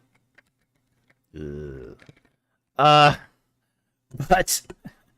you know, I have 4 graduate degrees. I have a bachelor's degree, I have 3 master's degrees, and I have a PhD. You know, this is why I also made the list of, for example, this is why I made the atheist list of, the atheists had a list of say people most likely to deconvert. I made one of their high rankings here of somebody who is likely to deconvert in the early days of this, anyway. Probably.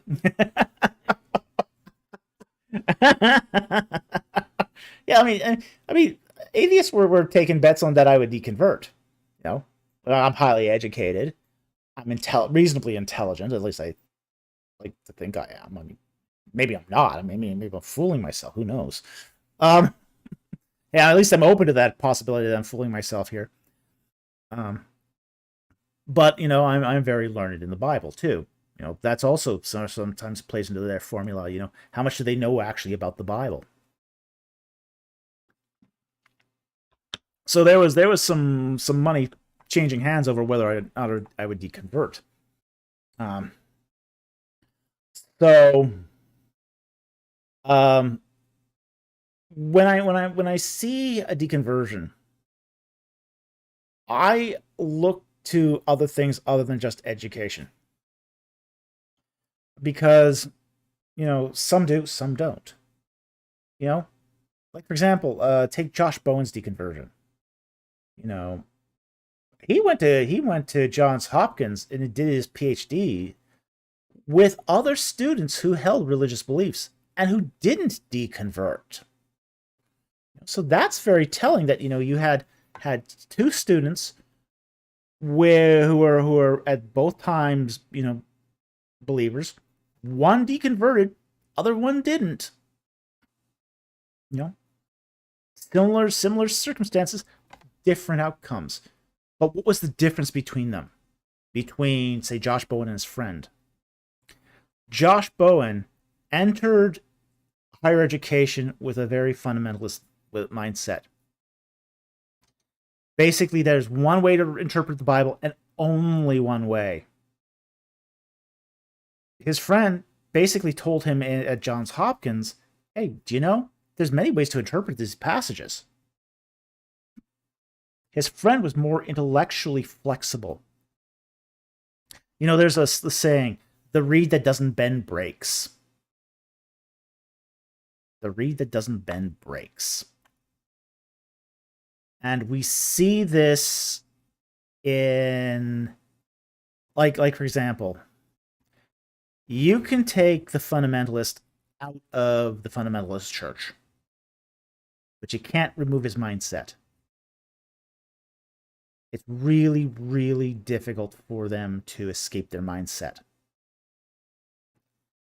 And once they develop that sort of rigidity of thought, that there's only one way to read the Bible, they won't depart from it. They absolutely, even if they become a liberal or an atheist or whatever. I mean, a lot of them use liberalism and say progressive Christianity or even open theism as sort of an exit door to this, you know, and you know, they are still, once they're atheists, they still have that rigid hermeneutic when they, you know, now attack the Bible. It's very interesting. I find this very fascinating because they're interpreting the Bible rigidly, okay, when they supported it. You know, young earth creationism, early Exodus date, only one way to read the scriptures, that sort of thing. And then when they become deconverted and then become, hardened atheists, instant atheists, they're using the same hermeneutic, which is, oh, the Bible teaches young Earth creationism, an early Exodus date. Only that there's only one interpretation to it. This is one of the reasons why that atheists hate me so much. It's not so much that I'm a Christian, it's that I'm assaulting the same hermeneutic that propelled them into atheism. That's why they hate me so much. It's because it's like, okay, yeah, let's look at the passage. Let's see what the alternatives are. This is responsible exegesis. But that hermeneutic, that way of interpreting the Bible, is not responsible exegesis. It's a pedagogy. It's a way they were taught, a tradition even, but it's not responsible exegesis. But on the end of the yeah, that's true, because then the atheists have heard the arguments that refute them. Yeah. And they can just take those arguments and put it on. Mm-hmm. Yeah. Like, for example, in there was an Exodus debate between Josh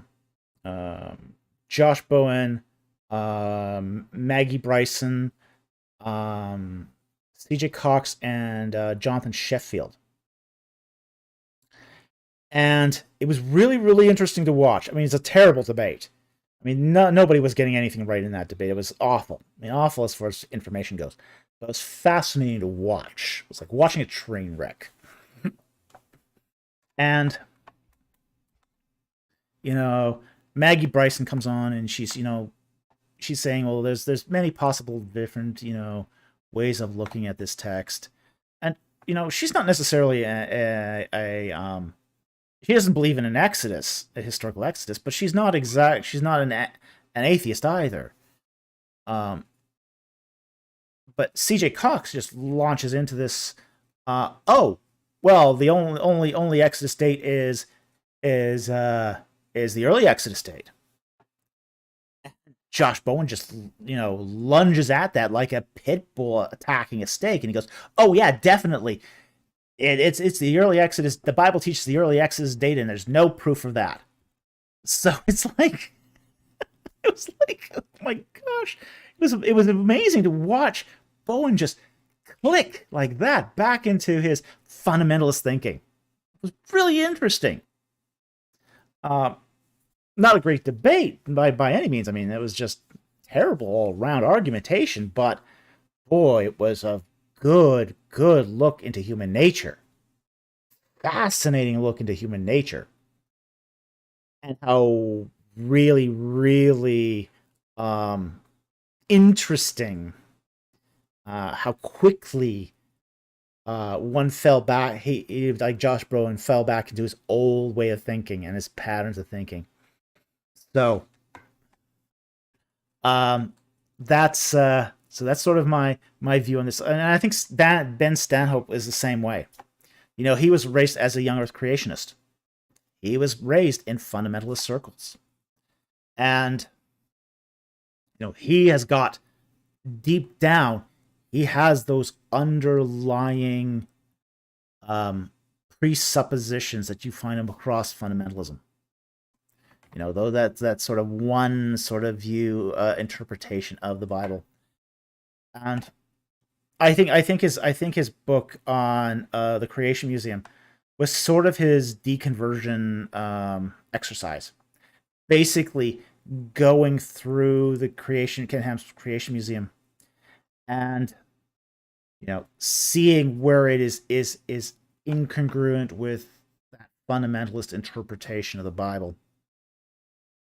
Or that it was incongruent. That fundamentalist interpretation of the Bible was incongruent with the not just the archaeological evidence, but say the biblical evidence.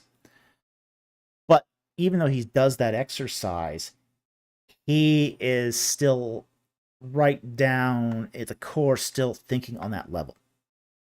You do need to clarify that when you say they think there's one way to, that is not you saying that the Bible is not in, and you can pick and choose whatever you want. Yeah. Okay. My producer here is asking me to make a clarification here that I'm not saying that just because there's multiple interpretations that the Bible is somehow not inerrant, and that you can just necessarily pick and choose whatever interpretation you want.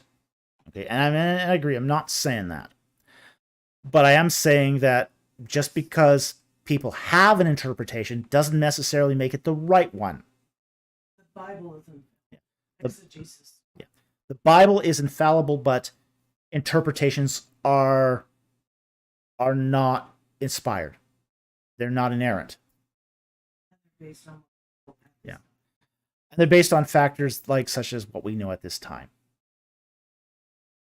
So anyway, I hope that sort of provides a little insight here what I think is going on in the case of Stanhope. I don't think it's unique to people with higher education. Okay.